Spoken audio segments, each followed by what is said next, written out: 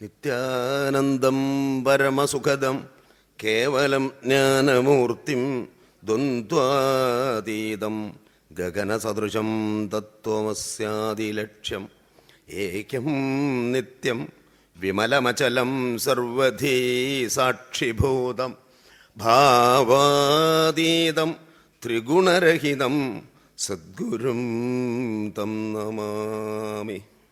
ഭക്തിമഹിമ എന്നാണ് കൊടുത്തിട്ടുള്ളത്. ഞാൻ ഇത്തവണ ഉദ്ദേശിച്ചത് ഭാഗവതത്തിനോട് ബന്ധപ്പെട്ടത് തന്നെയാണ്. എങ്കിലും വേറെ ഏതെങ്കിലും ഒരു ഗ്രന്ഥം പറയാമെന്ന് വിചാരിച്ചു. ഗോവിന്ദ ദാമോദര സ്തോത്രം എന്നൊരു കൃതിയുണ്ട്. അത് വില്ലുമംഗലം സ്വാമിയാർ എഴുതിയതാണ്. അതിവിശിഷ്ടമാണ്. ഭക്തിയുടെയും നാമജപത്തിൻ്റെയും മഹത്വമാണ് അതിൽ പ്രതിപാദിക്കുന്നത്. കലികാലത്തിൽ അതുകൊണ്ട് മാത്രമേ രക്ഷയുള്ളൂ എന്ന് അനുഭവസമ്പന്നനായ വില്ലുമംഗലം സ്വാമിയാർ നമ്മളെ അനുഗ്രഹിക്കാനായിട്ട് എഴുതിയിട്ടുള്ളൊരു കൃതിയാണ്. അതിൽ ഭാഗവതത്തിൽ നിന്ന്, രാമായണത്തിൽ നിന്ന്, ഭാരതത്തിൽ നിന്നെല്ലാം ഉദ്ധരിച്ചുകൊണ്ട് ഈ ഭക്തിമാർഗത്തെ ആശ്രയിക്കല്ലാണ്ട് വേറെ ഒരു രക്ഷയില്ല. എന്താണ് ഏറ്റവും വലിയ ലാഭം എന്ന ചോദ്യത്തിന് ഭഗവാന്റെ മറുപടി ലാഭോ മദ്ഭക്തിരുത്തമ. ഭഗവാനിൽ ഉറച്ചതായ ഭക്തി നിങ്ങൾക്കുണ്ടായാൽ ജീവിതം മുഴുവൻ ലാഭമാണ്. അതാണ് ഏറ്റവും വലിയ ലാഭം. അല്ലാണ്ട് തുച്ഛങ്ങളായിട്ടുള്ള വിഷയങ്ങളൊന്നുമല്ല ലാഭം. ഉറച്ച വിശ്വാസം. എന്തൊക്കെ ആപത്ത് വന്നാലും ദുഃഖം വന്നാലും ദുരിതം വന്നാലും പതറില്ല ഒരു ഭക്തൻ. കാരണം ആ ദൃഢമായ വിശ്വാസം ഭഗവാനിലുണ്ടെന്ന് വന്ന് അത് സാധിക്കണം. അതാണ് നമ്മൾ നേടിയെടുക്കേണ്ടത്. അതിനാണ് നമ്മൾ സത്രങ്ങൾ നടത്തുന്നത്, സപ്താഹങ്ങൾ എല്ലാം അതിനു വേണ്ടിയാണ്. ഭക്തന്മാരുമാണ് നമ്മളൊക്കെ. മന്യേ അകുതശ്ചിത് ഭയം അച്യുതസ്യ പാദാംബുജോപാസനമത്ര നിത്യം. ഭഗവാന്റെ പാദകമലങ്ങളെ ആശ്രയിച്ച ഭക്തന്മാർക്ക് ഒരു വിധത്തിലുള്ള ദുഃഖമോ ഭയമോ ആവശ്യമില്ല എന്ന് ഭാഗവതം ഉറപ്പിച്ചു പറയുന്നു. പക്ഷെ നമ്മുടെ അനുഭവം നേരെ മറിച്ചാണ്. ഭക്തന്മാർക്കുള്ളത്ര ഭയം ലോകത്ത് വേറൊരാൾക്കുമില്ല. തൊട്ടതിനൊക്കെ ഭയ. പൂജാമുറിയിൽ വിളക്ക് കെട്ടു, ഞങ്ങൾ വിരുന്ന് പോയി വന്നപ്പോഴേക്ക് ഇനി എന്തൊക്കെ ആവുക നിശ്ചയില്ല. അത് കടാവിളക്കാണ്. ഗുരുവായൂരിൽ വെച്ച് കിഴക്കേ നിരക്കിൽ വെച്ച് 2 സഹോദരിമാർ, തൃശ്ശൂരുള്ള സഹോദരിമാരെന്നെ കണ്ടപ്പോൾ പൊട്ടിയങ്ങോട്ട് കരഞ്ഞു. എന്താ ചോദിച്ചപ്പോൾ പൂജാമുറിയിലുള്ള വിഗ്രഹം വീണ് അതിൻ്റെ കൈ പൊട്ടി, കളിമണ്ണിൻ്റെ. എവിടെയൊക്കെ ഭാഗവതമുണ്ടോ ഗീതയുണ്ടോ, ശ്രീരാമകൃഷ്ണാശ്രമത്തിലൊക്കെ 18 അധ്യായം എൻ്റെ ഗീത കേട്ടിട്ടുള്ളവരവർ ഈ സഹോദരികൾ. ഞാൻ പറഞ്ഞു, നിങ്ങൾ എത്ര കാലമായി ഈ ഭാഗവതവും ഗീതയും കേൾക്കാൻ തുടങ്ങിയിട്ട്, എന്നിട്ട് ഈ കളിമണ്ണ് കൈ പൊട്ടിയ ഭഗവാന്റെ കൈ പൊട്ടു, അങ്ങനെയുള്ള ഭഗവാനെയാണോ നിങ്ങൾ ഭജിക്കണത്? അത്ര നമ്മൾ വളരെ ലോ ക്ലാസ്സിൽ നിൽക്കണു. ഈ വിഗ്രഹം നമ്മുടെ മനസ്സിനെ ഏകാഗ്രമാക്കാനുള്ളൊരു ഉപാധി എന്നല്ലാണ്ട് അതാണോ ഭഗവാൻ? പ്രപഞ്ചം മുഴുവൻ നിറഞ്ഞിരിക്കുന്നു ഭഗവത് ചൈതന്യം. അത് ബോധിക്കാൻ സാധിക്കാതെ അല്പത്വമാണ്. അതായത് സർവത്ര നമ്മുടെ ഭക്തിയൊക്കെ വെറും ചടങ്ങായി മാറി. അതുകൊണ്ട് ഉദ്ദേശിച്ച ഫലം കിട്ടുന്നില്ല. ഇപ്പോൾ സെക്രട്ടേറിയറ്റിൽ ലേറ്റ് കമേഴ്സിന് മാർക്ക് ചെയ്യാൻ ഒരു ബുക്കുണ്ട്. സമയം വഴുകി വരുമ്പോൾ അതിൽ പേരെഴുതണം, സമയം എഴുതണം, അതിൻ്റെ കാരണം എഴുതണം. എല്ലാവരും മിക്കവാറും വഴുകിയിട്ടേ വരൂ. നേരത്തെ വരുന്നവരാരും ഇല്ലല്ലോ. 10:30 കഴിയേണ്ടെന്ന് വരെ എത്തില്ല. വന്നാൽ എഴുതും ഗോപാലകൃഷ്ണൻ 10:30 ട്രെയിൻ ലേറ്റായിരുന്നു, എന്തെങ്കിലും ഒന്ന് എഴുതും. ഒരാളെ എഴുതണ്ടു. പിന്നെയുള്ളൊരു പേരെഴുതുന്ന സമയത്തും ഡിറ്റോ. അതന്നെ, ട്രെയിൻ വണ്ടി ലേറ്റായി, അതിപ്പോൾ എല്ലാവർക്കും ആവാലോ. ഇതാരും വായിച്ചു നോക്കൂല. കൃത്യമായിട്ട് വരുന്ന 2 ആളുകൾ ആകെ ജീവിതത്തിൽ അവർ ഒരു ദിവസവും വഴുകില്ല. അതിലൊരാൾക്ക് ഒരു 15 ദിവസം ജീവിതത്തിൽ ആദ്യമായിട്ടാണ് വഴുകിയത്. അയാൾ എഴുതി വെച്ചു, ഗോവിന്ദൻകുട്ടി 10-15 ഭാര്യയ്ക്ക് പ്രസവവേദന വന്നു, ആസ്പത്രിയിൽ അഡ്മിറ്റ് ചെയ്യണം. നിവൃത്തിയില്ല, അതന്നെ ശുദ്ധന, അതന്നെ എഴുതി വെച്ചു. പിന്നെ വരുന്നവരൊക്കെ പേരെഴുതുന്ന സമയം എഴുതും ഡിറ്റോ. അതന്നെ എല്ലാവരുടെ ഭാര്യയ്ക്കും അന്നാ പ്രസവവേദന. അതായത് വായിച്ചു നോക്കിയിട്ടൊന്നുമല്ല. ഇങ്ങനെ ചടങ്ങായി മാറണോ നമ്മുടേത്? കണ്ട കല്ല് മുഴുവനെ തൊട്ട് തലയിൽ വയ്ക്കും. ഒരാൾ തൊട്ട് തലയിൽ വെച്ചാൽ പിന്നെ ഗുരുവായൂർ കിഴക്കാൻ നിരക്കിൽ വിഷു ആ കടക്കുന്ന സമയത്ത് ആ തൃപ്പടി തൊട്ട് തലയിലേക്ക് അപ്പോഴേക്ക് പിന്നെ നാള് തിരക്കും. ആ തല കുത്തി മറിയാണ് ഓരോരുത്തർ. എന്തൊരു മഹാബാബ.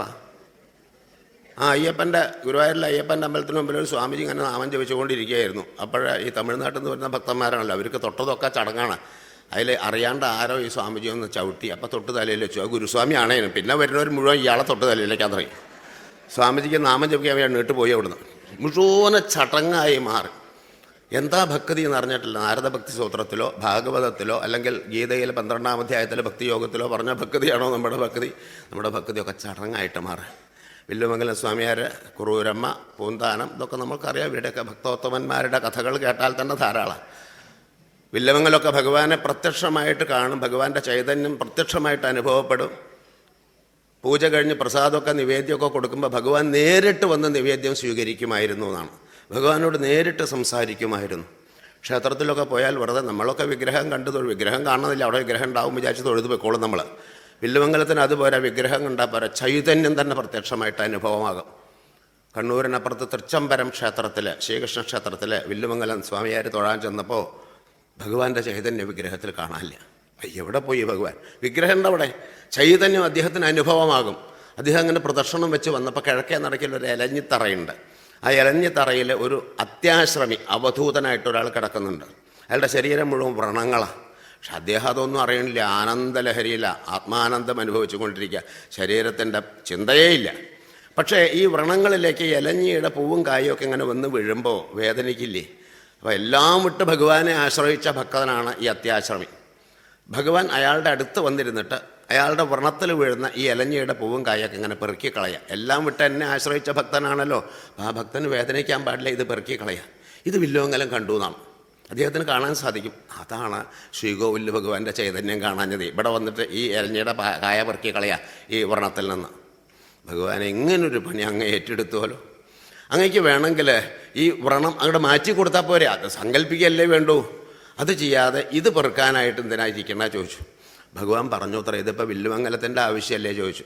അദ്ദേഹം പറഞ്ഞ ആവശ്യപ്പെട്ടാലല്ലേ മാറ്റി കൊടുക്കാൻ പറ്റുള്ളൂ.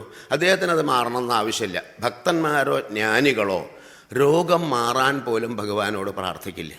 കാരണം നമുക്ക് രോഗം വരാൻ കാരണം നമ്മുടെ കർമ്മമാണ്. പൂർവജന്മ കൃതം പാപം വ്യാധിരൂപേണ ജായതേ. കഴിഞ്ഞ ജന്മങ്ങളിൽ ചെയ്ത പല പ്രകാരത്തിലുള്ള കർമ്മങ്ങൾ പല രോഗങ്ങളായിട്ട്, ദുഃഖങ്ങളായിട്ട്, ദുരിതങ്ങളായിട്ട് നമ്മൾ അനുഭവിക്കാം. അത് അനുഭവിച്ച് തീരന്നെ വേണം. ഒരു മഹാത്മാവ് വിചാരിച്ചാൽ പെട്ടെന്ന് മാറ്റി കൊടുക്കാം, ഭഗവാൻ വിചാരിച്ചാൽ സാധിക്കും. പക്ഷേ ആര് മാറ്റി കൊടുത്താലും തൻ്റെ ദുരിതം താൻ അനുഭവിക്കേണ്ട. ഇന്നല്ലെങ്കിൽ നാളെ, ഈ ജന്മം അല്ലെങ്കിൽ അടുത്ത ജന്മം നമ്മൾ അനുഭവിക്കണം. അതുകൊണ്ട് ശരീരാഭിമാനമുണ്ടെങ്കിലേ ഈ രോഗത്തിൻ്റെ ബാധയൊക്കെ ഒരാൾക്കുള്ളൂ. ശരീരബോധമില്ലെങ്കിലോ അയാൾക്ക് രോഗത്തിൻ്റെ ബാധയുണ്ട്? ഒന്നുമില്ല. ഇപ്പോൾ ഉറങ്ങിക്കഴിഞ്ഞാൽ നമുക്ക് വയറുവേദനയുണ്ട്, ഒന്നും നമ്മളറിയില്ല. ആക്സിഡൻറ്റ് പറ്റി എല്ലൊക്കെ കമ്പിയൊക്കെ കുത്തി കോർത്ത ആളാണെങ്കിലും കടന്ന് പിടയുമ്പോൾ ഉറങ്ങാൻ ഇഞ്ചക്ഷൻ കൊടുക്കുക, കഴിഞ്ഞു. അപ്പോൾ അയാൾക്ക് വേദനയില്ല. വയറുവേദനക്കാരനെ ഇഞ്ചക്ഷൻ കൊടുത്ത് ഉറങ്ങിക്കഴിഞ്ഞാൽ വേദനയില്ല. അപ്പോൾ വയറുവേദനയ്ക്കുണ്ട്, പക്ഷേ അയാൾ അറിയുന്നില്ല. ദേഹബോധമുള്ളപ്പോഴാണ് ശരീരത്തിൻ്റെ ബാധ. ഇവർക്ക് ദേഹബോധമില്ല, അതുകൊണ്ട് ശരീരത്തിൻ്റെ ബാധയില്ല. അതുകൊണ്ട് രോഗം മാറണമെന്ന് പ്രാർത്ഥിക്കില്ല. ഇനി മാറ്റിയിട്ട് കാര്യമൊന്നുമില്ല, ഇതെന്നല്ലെങ്കിൽ നാളെ ഞാൻ അനുഭവിക്കണം, എന്നാൽ അപ്പം ഇപ്പം തന്നെ അനുഭവിച്ച് തീരല്ലേ എന്നുള്ളത്. അതുകൊണ്ട് അവരാവശ്യപ്പെടില്ല. അതുകൊണ്ടാണ് ഭഗവാൻ എങ്ങനെ മാറ്റി. വില്ലുമംഗലം പറഞ്ഞു എന്ന് പറഞ്ഞപ്പോൾ ഇയാളെ ചികിത്സിക്കാൻ പറ്റുമോ? അപ്പോൾ വില്ലുമംഗലത്തിന് തോന്നി ഏതായാലും ഭഗവാൻ ഇങ്ങനെ ഒരു ജോലി കൊടുത്താൽ പറ്റില്ല. അദ്ദേഹം ആ ഇലഞ്ഞി വൃക്ഷത്തെ ശപിച്ചു എന്നാണ്. ഈ ഇലഞ്ഞി പൂക്കാതെ പോട്ടെ, പൂത്താലും അത് കായ്ക്കാതെ പോട്ടെ പറഞ്ഞ് ശപിച്ചു. തൃച്ചമ്പലത്തെ കിഴക്കേ നടക്കിലുള്ള ഇലഞ്ഞി തറയിലുള്ള ഇലഞ്ഞി. അന്ന് മുതൽ ആ ഇലഞ്ഞി കായ്ക്കുന്നില്ല എന്നുള്ളതാണ് അത്ഭുതം. വർഷങ്ങൾ എത്രയോ കഴിഞ്ഞു. ആ മതിൽക്കെട്ടിൻ്റെ പുറത്ത് ഒരുപാട് ഇലഞ്ഞിയുണ്ട്, അതൊക്കെ പൂവും കായുണ്ട്. ഈ കിഴക്കേ നടക്കിലെ ഇലഞ്ഞിത്തറയിലുള്ള ഒരൊറ്റ ഇലഞ്ഞി മാത്രം അത് കായ്ക്കുന്നില്ല. ഞാൻ അവിടെ പോയി ഉത്സവക്കാലത്ത് ഈ ഗോവിന്ദദാമോദര സ്തോത്രം തന്നെ യജ്ഞം നടത്തിയിട്ടുണ്ട്. ഞാനിത് അറിയും. അന്ന് ചോദിച്ചറിഞ്ഞപ്പോൾ അവരും പറഞ്ഞു അതൊക്കെ ആ പഴയ ഇലഞ്ഞെണ്ണ അതൊക്കെ മറിഞ്ഞു വീഴും, വേറെ ഇലഞ്ഞി തൈ കൊണ്ടു വയ്ക്കും. എത്ര മാറ്റി വെച്ചാലും കിഴക്കേ നടക്കിലുള്ള ഇലഞ്ഞി മാത്രം കായ്ക്കുന്നില്ല പറഞ്ഞാൽ ഇതിൽ പരം ഒരു അത്ഭുതം എന്താ? അപ്പോൾ ഭക്തോത്തമന്മാരുടെ ഒരു വാക്ക് സത്യം വിധാതും നിജ ഭൃത്യഭാഷിതം, തൻ്റെ ഭക്തൻ്റെ വാക്കിനെ സത്യമാക്കൽ ഭഗവാന്റെ ചുമതല, അത് ഇന്നും കായ്ക്കുന്നില്ല. അത്ര ദിവ്യത്തുള്ളൊരു മഹാത്മാവാണ് വില്ലുമംഗലം സ്വാമിയാർ. അദ്ദേഹം എഴുതിയതാണ് ഗോവിന്ദ ദാമോദര സ്തോത്രം. ശ്ലോകങ്ങളൊക്കെ നിങ്ങൾ കേട്ടിട്ടുണ്ടാവും. എല്ലാ ശ്ലോകത്തിൻ്റെ അവസാനവും ഗോവിന്ദ ദാമോദര മാധവേദി. അപ്പോൾ ഇത് അറിയാതെ നമ്മൾ വായിച്ചാൽ നമ്മൾ അറിയാതെ നാമം ജപിച്ചു. അങ്ങനെയാണ് അതിൻ്റെ. അതിലാദ്യം തന്നെ അഗ്രേ കുരുണാമധ പാണ്ഡവാനാം ദുശാസനേനാഹൃതവസ്ത്രകേശ കൃഷ്ണ തദാക്രോശതനന്യനാഥ ഗോവിന്ദ ദാമോദര മാധവേദി. പാണ്ഡവന്മാരുടെയും കൗരവന്മാരുടെയും നിറഞ്ഞ സദസ്സിൽ വെച്ചിട്ട് ദുര്യോധനൻ്റെ ആജ്ഞയനുസരിച്ച് ദുശാസനൻ ദ്രൗപദിയുടെ വസ്ത്രാക്ഷേപം ചെയ്യുന്ന രംഗം കഥയൊക്കെ എല്ലാവർക്കും അറിയാം. പാണ്ഡവന്മാരുടെ ആ രാജസൂയം കഴിഞ്ഞതിന് ശേഷമാണ് സംഭവം. നാരദര് ദൂതനായിട്ട് ഭഗവാന്റെ അടുക്ക ചെന്നു. എന്തൊക്കെ വിശേഷം ചോദിച്ചപ്പോൾ ഞാനൊരു ദൂതനായിട്ട് വരും. ആരുടെ ദൂതൻ? ധർമ്മപുത്രരുടെ ദൂതന. എന്താ ദൗത്യം? അദ്ദേഹത്തിന് പാണ്ഡവന്മാർക്ക് രാജസൂയം നടത്തിയാൽ കൊള്ളാമെന്ന് മോഹമുണ്ട്. രാജസൂയം നടത്തണമെങ്കിൽ സകല രാജാക്കന്മാരെയും ജയിച്ച ചക്രവർത്തി പദവിയിലെത്തിയ ഒരാൾക്കേ രാജസൂയം നടത്താൻ പാടുള്ളൂ, അധികാരമുള്ളൂ. അങ്ങനെ നടത്താൻ പുറപ്പെട്ട ആരെങ്കിലുമൊക്കെ പറയും എന്നെ ജയിക്കട്ടെ, എന്നിട്ട് മതി പറഞ്ഞാൽ അയാളെ യുദ്ധത്തിൽ ജയിക്കണം. അപ്പോൾ അവർക്ക് രാജസൂയം നടത്തണമെന്ന് ആഗ്രഹമുണ്ട്, പക്ഷെ അതിനൊന്നും പ്രാപ്തി അവർക്കില്ല. എല്ലാ ചുമതലയും ഭഗവാൻ ഏറ്റെടുക്കുകയാണെങ്കിൽ രാജസൂയം നടത്തിയാൽ തിരക്കേടില്ല എന്നാണ് ആഗ്രഹം. നാരദർ പറഞ്ഞത്. ഭഗവാൻ പറഞ്ഞു, അവരെന്നെ പറയണു അവർക്ക് അതിന് പ്രാപ്തിയില്ല എന്ന്. പിന്നെ ഇപ്പോൾ വല്ലവരെയും കഷ്ടപ്പെടുത്തിയിട്ട് എന്തിനാ അപ്പം ഇങ്ങനെ ഒരു രാജസൂയം നടത്തണതാ ചോദിച്ചു. അപ്പം നാരദർ പറഞ്ഞു, അതിനൊരു പ്രത്യേക ഉദ്ദേശമുണ്ട്. ഒരു പ്രാപ്തിയില്ലെങ്കിലും ഭഗവാന്റെ അനുഗ്രഹമുണ്ടെങ്കിൽ ഒരു ഭക്തന് എന്ത് തന്നെ സാധിക്കില്ല ഈ ലോകത്ത്, അത് ലോകത്തിന് കാണിച്ചു കൊടുക്കാനാണ്. അപ്പോൾ ഭഗവാൻ പറഞ്ഞു, എങ്കിൽ എല്ലാ ചുമതലയും ഞാൻ ഏറ്റെടുത്തു എന്ന് പറഞ്ഞു. അങ്ങനെ ഭഗവാന്റെ അധ്യക്ഷതയിൽ പിന്നെ ഭീമനും അർജുനനും ഉണ്ടല്ലോ, എല്ലാ രാജാക്കന്മാരെയും ജയിച്ച് അതിഗംഭീരമായിട്ട് രാജസൂയം നടത്തി. അതിൻ്റെ അവസാനത്തിൽ ദുര്യോധനന് സ്ഥലജല ഭ്രമം ഉണ്ടായി, വെള്ളത്തിൽ വീണു. പാഞ്ചാലി ചിരിച്ചു എന്ന് മാത്രമല്ല ഒരു വാക്കും പറഞ്ഞു, അന്ധൻ്റെ പുത്രൻ അന്ധൻ തന്നെ, കണ്ണോട്ടൻ്റെ മകൻ കണ്ണോട്ടനെ എന്നും പറഞ്ഞു. വീഴുമ്പോൾ ആരാ ചിരിക്കാണ്ടിരിക്കുക? ദുര്യോധനന് വല്ലാണ്ട വിഷമായി. തന്നെ പരിഹസിക്കാൻ മാത്രയ്ക്കൊക്കെ ഇവർ വളർന്നു അല്ലേ. മാത്രമല്ല അന്ധൻ്റെ പുത്രൻ അന്ധൻ തന്നെ, ഈ ഒരു വാക്ക് അത് വല്ലാണ്ട് തറച്ചുപോയി. ചില വാക്കുകളൊക്കെ വളരെ സൂക്ഷിക്കണം. ആയുധം കൊണ്ട് വെട്ടിയാൽ ആ മുറിവൊക്കെ ഉണങ്ങും. പിന്നെ ഇവർ സുഹൃത്തുക്കളാവും ചെയ്യും. ഇവൻ ആരാ വീരൻ എന്നറിയോ, പണ്ട് എന്നെ കത്തിരുത്ത് കുത്തിയാൻ. എന്നിട്ട് ഞാൻ 15 ദിവസം ആസ്പത്രി കിടന്നു. എവിടെ ഏത് കയ്യുമ്പലപ്പോൾ ഓർമ്മയില്ല, അത് മാഞ്ഞുപോയി. അതുപോലും മറക്കും. പക്ഷേ അന്നവൻ പറഞ്ഞൊരു വാക്കുണ്ടല്ലോ, ഞാൻ മരിച്ചാൽ ഞാൻ മറക്കില്ല. ആ വാക്കിൻ്റെ മൂർച്ച എത്ര. അതുകൊണ്ട് എപ്പോഴും ഓർക്കുക, നമ്മളൊരു വാക്ക് ഉച്ചരിക്കുമ്പോൾ മറ്റൊരാളെ വേദനിക്കുന്ന ഒരു വാക്ക് ഒരിക്കലും പറയരുത്. എത്ര ഫലിതമുള്ളതാണെങ്കിലും ഒരാൾ വേദനിക്കുമെങ്കിൽ ആ വാക്ക് ഞാൻ പറയരുത്. വളരെ ശ്രദ്ധിക്കണം. അതാണ് ഏതായാലും ദുര്യോധന സ്ഥലജല ഭ്രമം ഉണ്ടായി, പരിഹസിച്ചു എന്ന് തോന്നി. ദുര്യോധനൻ തിരിച്ചു വന്നു. ആത്മഹത്യ ചെയ്യണമെന്ന് വരെ ആലോചിച്ചു. ശകുനി അമ്മാമനാണ് സമാധാനിപ്പിച്ചത്. ഇതിനൊക്കെ പോവഴിയുണ്ട്, അവരെ ക്ഷണിക്കുക, എന്നിട്ട് ഇവിടെ ഗംഭീര സ്വീകരണമൊക്കെ കൊടുക്കുക പാണ്ഡവന്മാരെ. ഇതാ രാജസൂയമൊക്കെ കഴിഞ്ഞ് ഭഗവാൻ അങ്ങോട്ട് ദ്വാരകയിലേക്ക് പോയല്ലോ. അങ്ങനെ വന്ന ഇവിടെ സൽക്കാരത്തിൽ പെട്ടിരിക്കുമ്പോൾ വെറുതെ ചൂത് കളിക്കാമെന്ന് പറഞ്ഞാൽ അദ്ദേഹത്തിന് തയ്യാറാവും. എന്നാൽ നിനക്ക് പകരം ഞാനാ കളിക്കുക. ശകുനി പറയുക, കള്ളച്ചൂത് കളിയിൽ അഗ്രഗണ്യനാണ് ശകുനി. അയാളെ ജയിക്കാൻ ലോകത്തുള്ളവർക്ക് സാധിക്കില്ല. ഇവരുടെ സകല സമ്പത്ത് ഞാൻ അപഹരിച്ച് കാണിച്ചു തരാം, വേണമെങ്കിൽ അവരെ കാട്ടിലേക്ക് വരെ പറഞ്ഞയക്കാൻ തോന്നും. ഈ പറഞ്ഞതുപോലെ എല്ലാം നടന്നു. ഗംഭീരമായിട്ട് സ്വീകരിച്ചു. സ്വർണ്ണനിർമ്മിതമായ രഥത്തിൽ വെൺകൊറ്റക്കട പിടിച്ച് വെഞ്ചാമരം വീശിപ്പിച്ചുകൊണ്ട് പാണ്ഡവന്മാരെ എഴുന്നള്ളി. ഗംഭീരമായ സ്വീകരണം ഇവിടെ ദുര്യോധനൻ കൊടുത്തു. അതിൻ്റെ ഇടയിൽ ചൂത് കളിക്കാൻ പറഞ്ഞു. ചൂതുകളി നിഷിദ്ധമാണ്. മദ്യപാനം, ചൂതുകളി, സ്ത്രീ സേവ ഇതൊക്കെ വർജ്യമാണ് രാജാക്കന്മാർക്ക്. അത് ചെയ്താൽ പരാജയമാണ്. ഏതായാലും ചൂത് കളിക്കാൻ തയ്യാറായി. കളിക്കാനിരുന്നപ്പോഴാണ് ദുര്യോധനന് പകരം ശകുനിയാണ് കളിക്കണത്. അപ്പോൾ ഭീഷ്മർക്കും ദ്രോണർക്കും തീർച്ചയായും ഇത് അത്യപകടത്തിലേ കലാശിക്കൂ. കാരണം കള്ളക്കളിക്കാരനാണ്. ഏതായാലും കളിച്ചു. ഓരോ കളിയിലും പരാജയപ്പെട്ടു. പന്തയം വെച്ചിട്ട് അവർ രാജ്യവും സമ്പത്തും മുഴുവനെ ദുര്യോധനൻ്റെ പിടിയിലായി. ഇനി പന്തയം വയ്ക്കാനൊന്നുമില്ല. പറഞ്ഞാൽ നിങ്ങൾ സഹോദരങ്ങളെ പണയം വയ്ക്കാമെന്ന് ഓരോരുത്തരെ പണയം വെച്ചു. അതിലും എല്ലാം തോറ്റു. ഒരു കളിയിൽ ജയിച്ചാൽ അതൊക്കെ തിരിച്ചു കിട്ടുന്ന ഈ ചീട്ടുകളി ചൂതുകളിയൊക്കെ അങ്ങനെ പോയത് നഷ്ടപ്പെട്ടത് തിരിച്ചു കിട്ടാനാ പിന്നത്തെ കളി. അത് മുഴുവനും നഷ്ടപ്പെടും. അവസാനം പാഞ്ചാലിയെ വരെ പണയം വെച്ച് കളിച്ചു. അങ്ങനെ ഭാര്യയൊക്കെ പണയം വയ്ക്കുമോ ചോദിച്ചാൽ ഈ ചൂതുകളിയിൽ ഏർപ്പെട്ടാൽ പിന്നെ ഇന്നത് പണയം വയ്ക്കാമെന്നൊന്നുമില്ല. അതിലും പരാജയപ്പെട്ടു. വീണ്ടും കളിച്ചു, പരാജയപ്പെട്ടു. 12 കൊല്ലം അജ്ഞാതവാസം, 1 കൊല്ലം വനവാസം, 1 കൊല്ലം അജ്ഞാതവാസം. അതിന് പോകേണ്ട ഒരവസ്ഥ വന്നു. ഈ അവസ്ഥയിലാണ് ദുര്യോധനൻ തൊട്ടയിലടിച്ച് ചിരിച്ച് സന്തോഷമായി തൻ്റെ ഉദ്ദേശമൊക്കെ സഫലമായി. ഉടനെ പാഞ്ചാലിയെ വരാൻ ആളെ പറഞ്ഞയച്ചു. പാഞ്ചാലി വരാൻ കൂട്ടാക്കിയില്ല. മഹാരാജാവ് വിളിക്കുന്നു. ഏത് മഹാരാജാവ്? ദുര്യോധനൻ. അത് നിങ്ങൾക്കാ ദുര്യോധനൻ മഹാരാജാവ്, എനിക്ക് ദുര്യോധനൻ ആരുമല്ല. ഇതൊന്നും അവിടെ അറിഞ്ഞിട്ടില്ല. അപ്പോൾ അന്തപ്പുരത്തിലാണ്. പിന്നെ ദുശാസനെ പറഞ്ഞയച്ചു. ദുശാസൻ ചെന്നിട്ട് പറഞ്ഞു, എന്നെ വിളിക്കണു പറഞ്ഞു. വരാൻ കൂട്ടാക്കാഞ്ഞപ്പോൾ തലമുട്ടി പിടിച്ചു വലിച്ചഴച്ച്, അതും ശുദ്ധമാറിയിരിക്കുകയാണ്, രജസ്വലയാണ്, ഏകവസ്ത്രധാരിണിയാണ്. ആ ദ്രൗപദിയുടെ തലമുട്ടി പിടിച്ച് വലിച്ചഴച്ച് സഹാവദ്യത്തിൽ കൊണ്ടുവന്നു. ദുര്യോധനൻ പറഞ്ഞു അവരുടെ വസ്ത്രം അയച്ച് മാറ്റാൻ പറഞ്ഞു, നഗ്നയാക്കാൻ. എന്തും ചെയ്യാലോ, ദുഷ്ടന്മാർക്ക് ഇന്നത് ചെയ്യാന്നുണ്ട്. ഇതിൽ പരം ഒരു മഹാപാപം ലോക ചരിത്രത്തില്ല. കാരണം ഈ ജനമധ്യത്തിൽ വെച്ച് ഭർത്താക്കന്മാർ 5 പേരുടെ മുമ്പിൽ വെച്ചിട്ട്, ഭീഷ്മദ്രോണാദി ഗുരുജനങ്ങളുടെ മുമ്പിൽ വെച്ച്, സഭാമധ്യത്തിൽ വെച്ചിട്ട് ഒരു സ്ത്രീയെ നഗ്നയാക്കുക, എന്ത് ചെയ്യാൻ പറ്റും? ഭർത്താക്കന്മാരോടൊക്കെ ചോദിച്ചു, ഇത് ധർമ്മമാണോ? ഭീഷ്മരോടും ദ്രോണരോടും ചോദിച്ചു, ഒരു രാജസദസ്സിൽ ഇങ്ങനെ അധർമ്മം നടക്കാൻ പാടുണ്ടോ? അവരൊന്നും ഒരു അക്ഷരം മിണ്ടിയില്ല.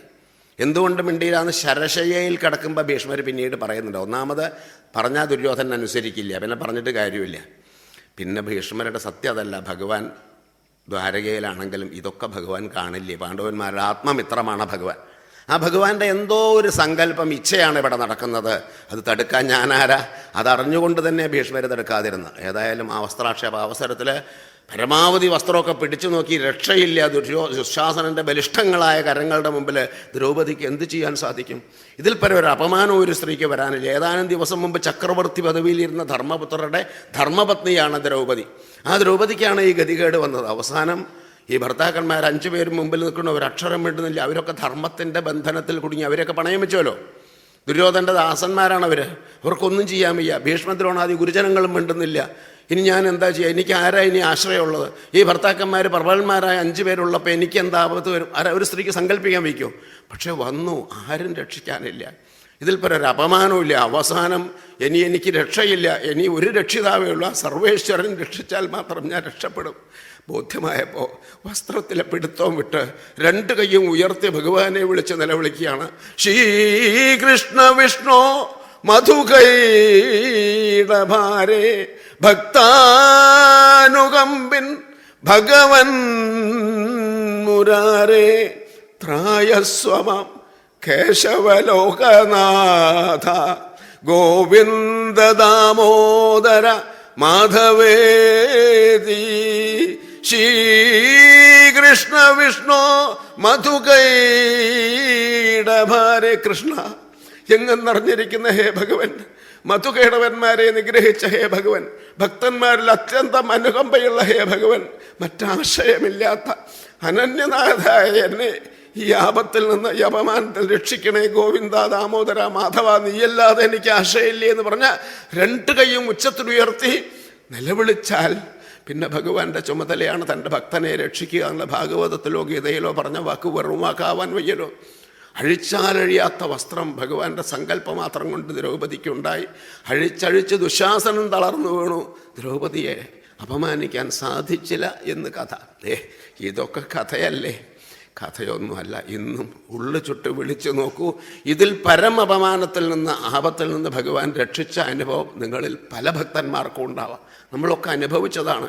ആ ഉള്ളിൻ്റെ ഉള്ളിൽ നിന്നാവണം നമ്മുടെ വിളി വരുന്നത്. അത് അവിടെ എത്തും, സംശയമൊന്നുമില്ല. ആ സർവേശ്വരന് രക്ഷിക്കാൻ സാധിച്ചില്ലെങ്കിൽ ഈ ലോകത്ത് ആർക്കാ നമ്മളെ രക്ഷിക്കാൻ സാധിക്കുക? അതുകൊണ്ട് ഇതുപോലെ ബന്ധുവലുള്ള, എന്തിനാ ഇങ്ങനെ ഒരു ഉദാഹരണം വില്ലുമംഗലം ആദ്യം പറഞ്ഞത്? ഇതുപോലെ ബന്ധുവലുള്ള ഒരു സ്ത്രീ ലോക ചരിത്രത്തിലുണ്ടായിട്ടില്ല. ഗുരുജനങ്ങൾ, പാണ്ഡവന്മാർ അത്യന്തം പ്രബലന്മാർ, ചില്ലറക്കാരാണോ? അവരുടെ മുമ്പിൽ വെച്ചിട്ട്, അവരുടെ അസാന്നിധ്യത്തിലല്ല, എന്നിട്ടും ആപത്ത് വന്നു. അപ്പോൾ എത്ര ബന്ധുവല ഉണ്ടെങ്കിലും ഏത് നിമിഷം ആപത്ത് വരാം. നമ്മൾ അഹങ്കരിക്കരുത്. എനിക്കെല്ലാമുണ്ട്, എനിക്കൊന്നും ഒരാപത്ത് വരാൻ പോകുന്നില്ല എന്നൊക്കെ നമുക്ക് തോന്നും. ഞാനെന്നും, എൻ്റെ ധനമെന്നും, എനിക്കനേകം സ്ഥാനങ്ങളുണ്ട്, ഒഴികയില്ലിഹ ഞാനിതെന്നും, മാനം നദിച്ചതിനിമേൽ മതി ചിത്തമേ കേൾ, ധ്യാനിച്ചുകൊള്ളുക ഭഗവത് ചരണാരവിന്ദം. ഞാനെന്നും, എൻ്റെ ധനമെന്നും, എനിക്കെത്ര സ്വത്തുണ്ട്, എനിക്ക് അനേകം സ്ഥാനങ്ങൾ, ഞാൻ ഉന്നത സ്ഥാനങ്ങളിലിരിക്കുന്ന ആളാണ്, ഈ കസേലെന്ന് ഞാൻ ഒഴിഞ്ഞു കൊടുക്കണ പ്രശ്നമില്ല എന്നൊക്കെ വിചാരിക്കും ഇല്ലേ? ഭർത്താവ് ഗൾഫിലാണ്, ഇഷ്ടം പോലെ 2.5 ലക്ഷം റുപ്യ ശമ്പളമുണ്ട്, ഇവിടെ ഇഷ്ടം പോലെ ബാങ്കിൽ അക്കൗണ്ട് ഉണ്ട്, എനിക്ക് ഈ നാട്ടുകാരുടെ ശുപാരിശൊന്നും വേണ്ട, പിന്നെ ഞാനാരാ എന്നൊക്കെ വെറുതെ വിചാരിക്കുകയാണ്. ആപത്ത് വരുമ്പോൾ ഗൾഫിലുള്ള ഭർത്താവ് വരില്ല, ബാങ്കിലുള്ള പണവും വരില്ല, റോട്ടിൽ വാഹനം തട്ടി മറഞ്ഞു വീണ, വഴി കൂടെ പോണ ആരോ താങ്ങി പിടിച്ചിട്ടാണ് ഒരു തുള്ളി വെള്ളം കൊടുക്കണത്, ആസ്പത്രിയിൽ എത്തിക്കണത്. ഇതൊന്നും ശാശ്വതമല്ല. ഈ കണ്ടതൊന്നും ശാശ്വതമല്ല. ചിത്തെ ഭക്ത്യാഭജിക്ക പുരുഷോത്തമ പാദപത്മം. ഭഗവാന്റെ പാദകമലങ്ങളെ ഭക്തിയോടുകൂടി ഭജിച്ചോളൂ. ആപത്തുകൾ വരുമ്പോൾ ആർക്കും രക്ഷിക്കാൻ സാധിക്കില്ല. ഭഗവാൻ രക്ഷിക്കുകയാണെങ്കിൽ മാത്രം രക്ഷപ്പെടും. നമ്മളൊക്കെ ഇത്രയും കാലം ഈ വാഹനങ്ങളുടെ ഇടയിൽ കൂടെ നടന്നിട്ട് രക്ഷപ്പെട്ടത് നമ്മുടെ യോഗ്യത കൊണ്ടാണ്. എത്ര ചെറുപ്പക്കാർ ഉടനെ മരിച്ചു പോകുന്നു. നമ്മൾ രക്ഷപ്പെട്ടു. എന്തോ ഭഗവാന്റെ അപാരമായ കാരുണ്യം കൊണ്ട് ഈ എല്ലാ വാഹനത്തിലും ബഹളത്തിലൊക്കെ യാത്ര ചെയ്ത് നിന്ന് നമ്മൾ ജീവനോട് കൂടി ഇരിക്കണം. തന്നെ അത്ഭുതം. നമ്മുടെ യോഗ്യത ഒരു കാര്യവും നമ്മുടെ പിടിയിലല്ല എന്ന് ബോധ്യപ്പെടാനാണ് ഇത് ഓർമ്മപ്പെടുത്തിയത്. മാത്രമല്ല വേറെ ഒന്നും കൂടിയുണ്ട്. ഭഗവാന്റെ അനുഗ്രഹം ഉണ്ടെങ്കിൽ എന്ത് തന്നെ സാധിക്കില്ല ഭക്തന്മാർക്ക്. ഇത് കാണിച്ചു കൊടുക്കാനാണല്ലോ ഈ രാജസൂയത്തിന് ഭഗവാൻ വന്നത്. അതേ ധർമ്മപുത്രരിലൂടെ ഭഗവാൻ മറ്റൊന്നുകൂടെ ലോകത്തിന് കാണിച്ചു കൊടുത്തു. ഒരു നിമിഷം ഭഗവാനെ മറന്നാൽ എന്തുമാത്രം ആപത്ത് വരും. ഇതും ലോകം പഠിക്കണമല്ലോ. അതും ധർമ്മപുത്രരിലൂടെ പഠിപ്പിച്ചു. ഒരു നിമിഷം ഭഗവാനെ മറന്നു ധർമ്മപുത്രർ. എപ്പോൾ? ചൂത് കളിക്കാൻ പാടില്ലായിരുന്നു. കളിക്കുകയാണെങ്കിൽ ദുര്യോധന പകരം ശകുനിയാണെന്ന് പറഞ്ഞപ്പോൾ ഒരു വാക്ക്, ശരി എന്നാൽ എനിക്ക് പകരം കളിക്കാൻ വേറൊരാളുണ്ട്, അർജുന, കൃഷ്ണനോടൊന്ന് വരാൻ പറയും. കൃഷ്ണൻ അവിടെ വന്നിരുന്നാൽ ഈ ശകുനിക്ക് എന്ത് കള്ളത്തരാ ചെയ്യാൻ സാധിക്കുക കൃഷ്ണൻ്റെ മുമ്പിൽ? ആകെ ശകുനിക്ക് ഭയം ഈ വാസുദേവനെ മാത്രമേ ഉള്ളൂ. ദ്യൂതം ഛലയതാമസ്മി, ചൂതുകളിയിലെ സകല വഞ്ചനയും ഞാനാണെന്ന് ഗീതയിൽ ഭഗവാൻ പറയുന്നു. ഭഗവാനെ തോൽപ്പിക്കാൻ സാധിക്കും. പക്ഷേ ഒരു നിമിഷം ഭഗവാനെ മറന്നു. അതോടുകൂടി സകലം എല്ലാം നഷ്ടപ്പെട്ട് കാട്ടിലേക്ക് പോകേണ്ടി വന്നു. അപ്പോൾ ഒരു നിമിഷം ഭഗവാനെ മറന്നാൽ എന്തുമാത്രം അനർത്ഥം വരും. അതും ഈ ലോകം പഠിക്കണമല്ലോ. അതും ഇതേ ധർമ്മപുത്രരിലൂടെ ഭഗവാൻ പഠിപ്പിച്ചു. നമ്മെ പഠിപ്പിക്കാനാണ്. ധർമ്മപുത്രർ പഠിച്ചാലും കൊള്ളാം, പഠിച്ചില്ലെങ്കിലും കൊള്ളാം. നമ്മളൊക്കെ ഒരു നിമിഷം ഭഗവാനെ മറന്നാൽ എത്രമാത്രം അധപ്പതനം ഉണ്ടാവുമെന്ന് എപ്പോഴും ഓർക്കുക. ഒരിക്കലും മറന്നു പോകരുത്. മറന്നു കഴിഞ്ഞു നമ്മുടെ കഥ. നമ്മളുടെ യോഗ്യത കൊണ്ടാണോ നമ്മൾ ജീവിക്കുന്നത്? ഒന്നുമല്ല. ഇത് ഓർമ്മപ്പെടുത്താനാണ്. ഇത്രയും യോഗ്യന്മാരായ ഭർത്താക്കന്മാർ അവരില്ലാത്തപ്പോഴല്ല, അവരുടെ മുമ്പിൽ വെച്ചിട്ടേ. ആരാ ഇവർ? ചില്ലറക്കാരാ. അർജുനനൊക്കെ ഭ്രാതാധർമ്മസുതസ്യ ഭീമസഹജോ ഭീഷ്മസ്യ നപദാ സ്വയം ഭീഭത്സു യമയോർഗുരു സുരപതേ സൂനു സഖാശർങ്കിണ. അർജുൻ്റെ ഒക്കെ യോഗ്യത എന്താ? ഭ്രാതാധർമ്മസുതസ്യ, ധർമ്മപുത്രരുടെ സഹോദരൻ. ഭീമസഹജോ, ഭീമൻ്റെ അനുജൻ. ഭീഷ്മസ്യ നപ്ത, ഭീഷ്മരുടെ പേരക്കുട്ടിയാണ് അർജുനൻ. സ്വയം ഭീഭത്സു, ഭീഭത്സു എന്ന അർജുൻ്റെ പേര്. സകലർക്കും ഭയത്തെ ജനിപ്പിക്കുന്നവനാണ്. യമയോർഗുരു, നകുല സഹദേവന്മാരുടെ ജ്യേഷ്ഠനാണ്. സുരപതേ സൂനു, അതൊന്നും സാരല്ല. സാക്ഷാൽ ദേവേന്ദ്രൻ്റെ മകനാണ് ഈ അർജുനൻ. അതും സാരല്ല. സഖാശർങ്കിണ, ശ്രീകൃഷ്ണ പരമാത്മാവിൻ്റെ ആത്മമിത്രമാണ് എന്ന അർജുന അവിടെ നിൽക്കുന്നത്. പക്ഷെ തടുക്കാൻ പറ്റിയില്ല ഈ വസ്ത്രാക്ഷേപാവസരത്തിൽ. എന്താ? താൻ ധർമ്മത്തിൻ്റെ ബന്ധനത്തിൽ കുടുങ്ങി തന്നെ പിന്നെ പണയം വെച്ചു ജ്യേഷ്ഠൻ. അത് നിവൃത്തിയില്ലല്ലോ. ഭീമനും അർജുനും തൻ്റെ ശക്തിയെക്കുറിച്ച് നല്ല ബോധമുണ്ട്.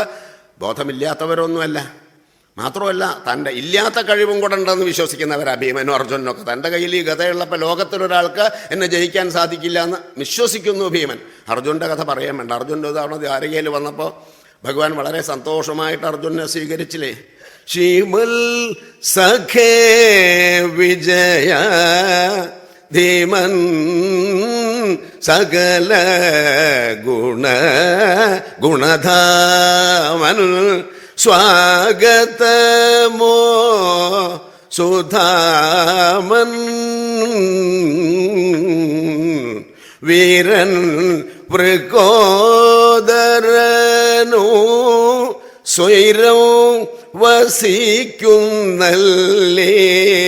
സഹജാവപി സഹജമല ഗുണഗണ മഹിതാതവ ദയിതാപിച കുരുവര ശ്രീമൽ സഖേ.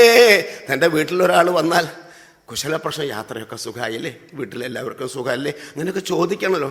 അപ്പോൾ ധർമ്മപുത്രർക്ക് സുഖമല്ലേ, ഭീമേട്ടന് സുഖമല്ലേ, കുന്തി മാതാവിന് സുഖമല്ലേ, അങ്ങനെയൊക്കെ ചോദിച്ചു. എല്ലാവരും സുഖമായിട്ടിരിക്കില്ലേ? എൻ്റെ സഹോദരിക്ക്, എൻ്റെ ഭാര്യയ്ക്ക് വിശേഷിച്ചൊന്നുമില്ലല്ലോ, സുഖമല്ലേ എന്നൊക്കെ ഒരു ചോദ്യം ചോദിച്ചു. അങ്ങനെയാണ് അതിൻ്റെ ചടങ്ങേ. അപ്പോൾ അർജുനൻ്റെ ഒരു മറുപടി ഉണ്ടാവും. എന്തൊരു വിനയമായിട്ടാണ്! അങ്ങയുടെ ഭക്തന്മാരായ ഞങ്ങൾക്കുണ്ടോ വല്ല ആപത്തും എന്ന് വളരെ വിനയമായിട്ട്. സ്വതവേ വിനയമൊക്കെ കഷ്ടിയാണ് അർജുനെങ്കിലും ഭഗവാന്റെ മുമ്പിൽ വിനയം നടിക്കരുതേ. മറുപടി പറഞ്ഞു. എന്താ പറഞ്ഞത്? നാഥ ഭവൽ ചരണ ദാസരാം ഈ ജനാനാം നാഥ ഭവൽ ചരണ ദാസരാം ഈ ജനാനാം നാഥ ഭവൽ ചരണ ദാസരാം ഈ ജനാനാം ഏതാകിലു വരുമോ വരുമോ ബാധ. അങ്ങയുടെ പാദദാസന്മാരായ ഞങ്ങൾക്കുണ്ടോ ഭഗവാനെ ബാധ, ദുഃഖങ്ങൾ? വീതശങ്കം എല്ലാരോ ജാതാനന്ദം വാണിടുന്നു. ഞങ്ങൾ ഒരു വിഷമമില്ലാതെ സന്തോഷമായിട്ട് കഴിയണു. അങ്ങയുടെ ഭക്തന്മാർക്ക് സന്തോഷമല്ലാതെ വല്ല ആപത്തും വരും. എന്തൊരു വിനയം! വിനയമൊക്കെ കഷ്ടിയാണ്, എന്നാലും കിടക്കട്ടെ. ഭഗവാന് മനസ്സിലാവില്ല ഇത് വിനയുള്ളതാണോ നടിച്ചതാണോ. ഭഗവാൻ പറഞ്ഞു, നന്നായി അർജുന, ഏതായാലും നീ വന്നോലോ. കുരുക്കളുടെ മകൂടെ സ്ഫുരിക്കൂ രത്നമേ നീക ഇഹ വസിക്ക ചിരം എന്നോടു കൂടെ രമിക്ക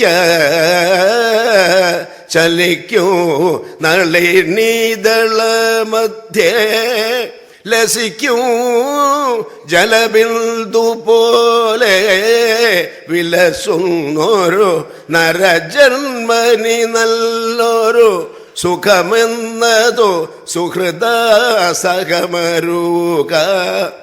വളരെ നന്നായി. 4 ദിവസം ഇവിടെ താമസിച്ചാൽ ഞങ്ങൾക്കൊക്കെ വലിയൊരു സന്തോഷമാണ്.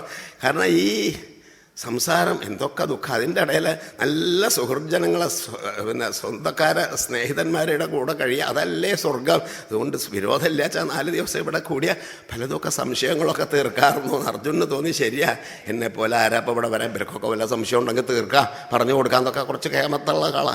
അങ്ങനെ താമസിച്ചു. എന്തിനാ ഭഗവാൻ പറഞ്ഞതെന്ന് പിന്നെ മനസ്സിലാവുക. ഭഗവാന്റെ ഓരോ പ്രവൃത്തിയുടെയും ഫലം പിന്നീട് എന്താ കേമായിട്ട് സൽക്കരിക്കാൻ കാരണം.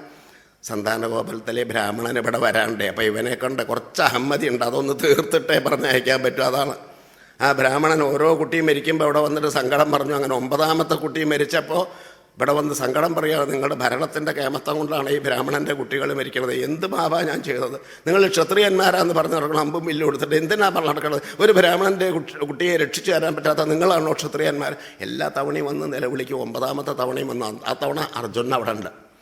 അപ്പോഴാണ് അപ്പം അർജുൻ ഇത് കേട്ടപ്പോൾ തോന്നി, ശരിയാ, ആ ബ്രാഹ്മണൻ പറഞ്ഞതിലും കാര്യമുണ്ട്, ഇവർ കേൾക്കട്ടെ നല്ലോണം, ഇവരൊക്കെ എന്തിനു കൊള്ളു അയ്യേ എന്ന് കൃഷ്ണനെയും ബലരാമനെയും ഒക്കെ പറഞ്ഞപ്പോൾ അർജുനന് സന്തോഷമായി. കാരണം എന്തിനു കൊള്ളു ഇവർ, ബ്രാഹ്മണൻ പറഞ്ഞതിൽ കാര്യമില്ലേ, ഒരു കുട്ടിയെ രക്ഷിക്കാൻ പറ്റാത്ത ഇവരെന്തിനായി ക്ഷത്രിയന്മാരാന്ന് പറഞ്ഞ് നടക്കുന്നത്.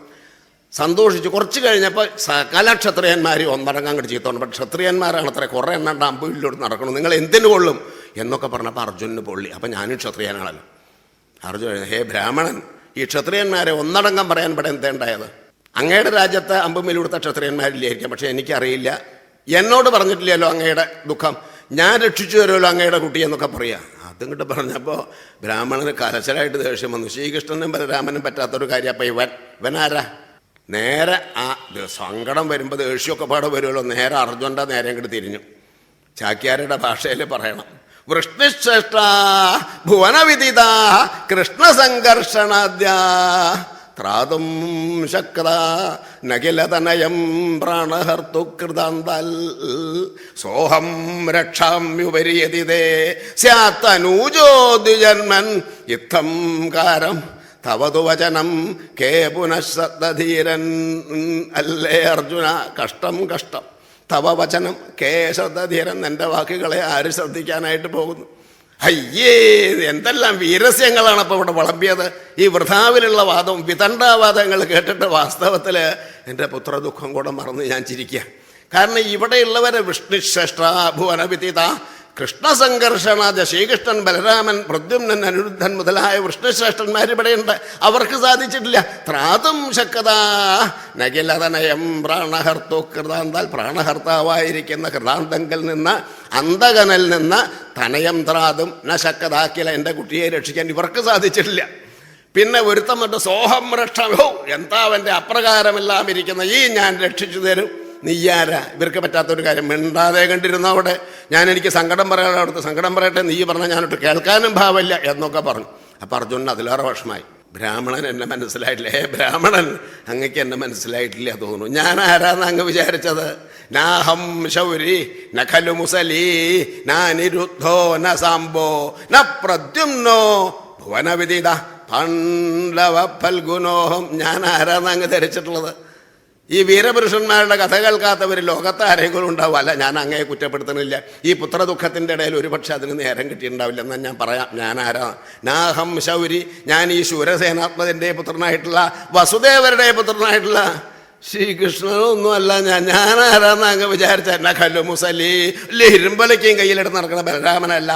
അനിരുദ്ധോ ന സാംബോ, അനിരുദ്ധനല്ല, സാമ്പനല്ല, ന പ്രദ്യുമ്നോ, പ്രദ്യുമ്നനും അല്ല, ഭുവനവിദിത പാണ്ഡവ ഫൽഗുനോഹം. 3 ലോകത്തും കീർത്തിയാർജിച്ച മധ്യമപാണ്ഡവനായിട്ടുള്ള വില്ലാളി പേരനായിട്ടുള്ള അർജുനാണ് ഞാൻ. എൻ്റെ വില്ലിൻ്റെ പേര് കേട്ടിട്ടില്ല നിങ്ങൾ? പാശുപതാസ്ത്രം. എന്താ എൻ്റെ കഥ?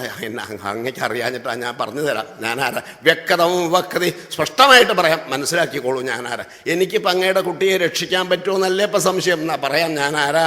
വ്യക്തവും വക്തി, സ്പഷ്ടമായിട്ട് പറയാം. സ്മരഹര ശിരശ്ചണ്ഡകോദണ്ഡകാണ്ഡ പ്രൗഢാഗാധ വ്രണഗണഗണഗ്രന്ഥി ബാഹോർ ബലം. എൻ്റെ ഈ കയ്യിൻ്റെ ബലമുണ്ടല്ലോ, എന്താണെന്ന് അങ്ങ് ധരിച്ചിട്ടുള്ളത്? സ്മരഹരൻ, കാമാന്തകൻ, ത്രിപുരഹന്താവ, സാക്ഷാൽ പരമേശ്വരൻ നിന്തിരുവടി. അദ്ദേഹത്തെ പാശുപതാസ്ത്ര ലബ്ധിക്കായിട്ട് ഞാൻ തപസ് ചെയ്യണ്ടായി. കേട്ടിട്ടില്ല കഥ? എന്നെ അനുഗ്രഹിക്കാൻ പാർവതി പറഞ്ഞു ഒന്ന് പോയിട്ട് ആ ഉണ്ണി അനുഗ്രഹിക്കുക. എത്ര കാലമായി തപസ് ഇറങ്ങിയിട്ട്? ആയിട്ടില്ല ഇനി എന്നാ അവലെ പോയി അനുഗ്രഹിക്കാമെന്ന് നിർബന്ധിച്ചപ്പോൾ പരമേശ്വരൻ വന്നു. ഒരു കാട്ടാളൻ്റെ വേഷത്തിലാണ് വന്നതേ. കാട്ടാളൻ്റെ വേഷം കണ്ടപ്പോൾ പാർവതിക്ക് ഇതെന്തിനാ അപ്പം അനുഗ്രഹിക്കുക, അങ്ങനെ ഒരു കൂട്ടം വേഷം, ഞാനും കൂടെ പോകും. അവർ കാട്ടാളത്തിയുടെ വേഷത്തിൽ പാർവതിയും വന്നു. എന്നിട്ട് അവിടെ വന്നപ്പോൾ ഈ അർജുൻ്റെ അഹങ്കാരം ഒന്ന് തീർത്തിട്ട് വേണം അനുഗ്രഹിക്കാൻ. അതിനാണ് അവിടെ വന്നിട്ട് ഒരു പന്നി അതിയെ പോയി. മൂകാസുരനാണ് പന്നിയുടെ രൂപത്തിൽ പോയത്. അപ്പം ശിവൻ കാട്ടാളമൂർത്തി ഒരു അമ്പയച്ചു, അർജുനും അമ്പയച്ചു. പന്നിയുടെ മേ തട്ടി ഞാൻ അയച്ചിട്ടാണ് പന്നി ചത്തതെന്ന് പറഞ്ഞ് ഒരു വഴക്ക് വെറുതെ ഉണ്ടാക്കാൻ. എന്നിട്ട് വേണമല്ലോ അവൻ്റെ അഹങ്കാരം തീർക്കാൻ. വല്ല വിഷമമുണ്ടോ വഴക്കുണ്ടാക്കാൻ? വഴിയൂടെ പോണ ആളെ വന്നിട്ട് മുട്ട തനിക്കെന്താ കണ്ണ് കണ്ടുകൂടെ ചോദിക്കാൻ. എന്നിട്ട് അതുപോലെ തന്നെ ഞാൻ അയച്ചിട്ടാ പറഞ്ഞു. അങ്ങനെ അർജുനും ശിവനും കൂടെ വാക്തർക്കായി.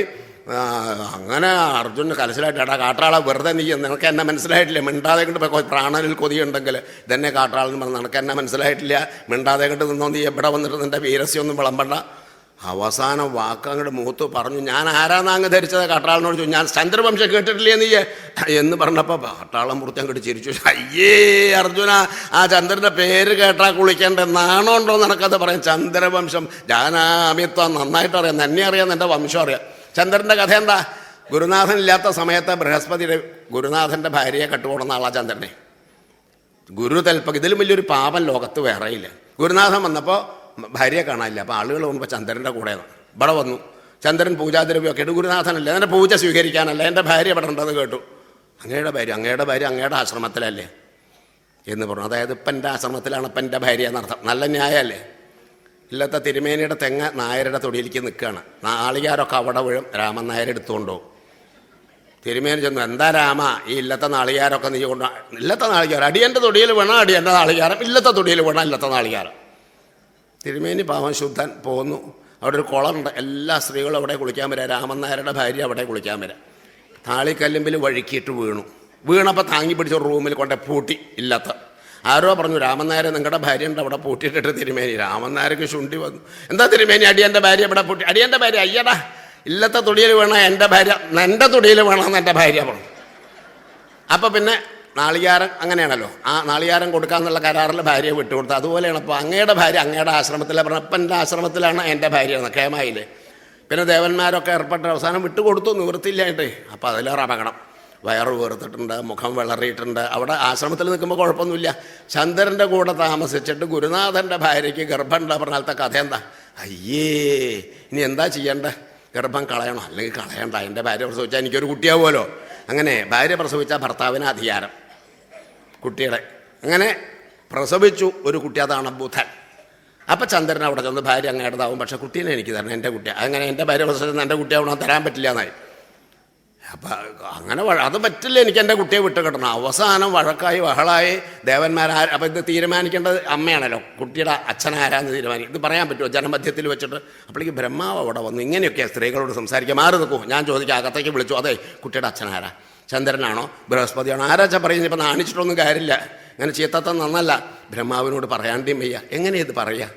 പിന്നെ ബ്രഹ്മാവ് നിർബന്ധിച്ചപ്പോൾ പറഞ്ഞു, ഐ മടിക്കണ്ട നീ, കുട്ടികളുടെ അച്ഛൻ ആരാ? ചന്ദ്രനാണെങ്കിൽ ചന്ദ്രനാ പറയാ, ബൃഹസ്പതി അച്ഛാ ബൃഹസ്പതിയാ പറയാ. ആരാ ചോദിച്ചു. ആകെ ലജ്ജയിൽ മിണ്ടാണ്ട് നിന്നിട്ട് കാര്യമില്ല, എന്താച്ചാ പറയൂ. അവസാനം പറഞ്ഞു ചന്ദ്രേട്ടനാണോ? പറഞ്ഞു ചന്ദ്രേട്ടനാണോ. നാണമുണ്ടോ അർജുന ആ ചന്ദ്രവംശത്തിൽ ജനിച്ചു എന്ന് പറയാൻ? ലജ്ജയില്ലല്ലോ നിനക്ക്. ഇനി നിങ്ങളുടെ കഥ, എൻ്റെ വംശം മുഴുവനെ ഞാൻ പറയുന്നില്ല, ഒക്കത്തെ അപകട. നിങ്ങളുടെ കഥ 5 ആൾക്കും കൂടി ഒരു ഭാര്യ. അയ്യേ ഇങ്ങനെ കിട്ട് ചൂടായ അർജുനെ കിട്ട് കലികേറാണ്. അവസാനം യുദ്ധമാണ്, പൊരിഞ്ഞ യുദ്ധ.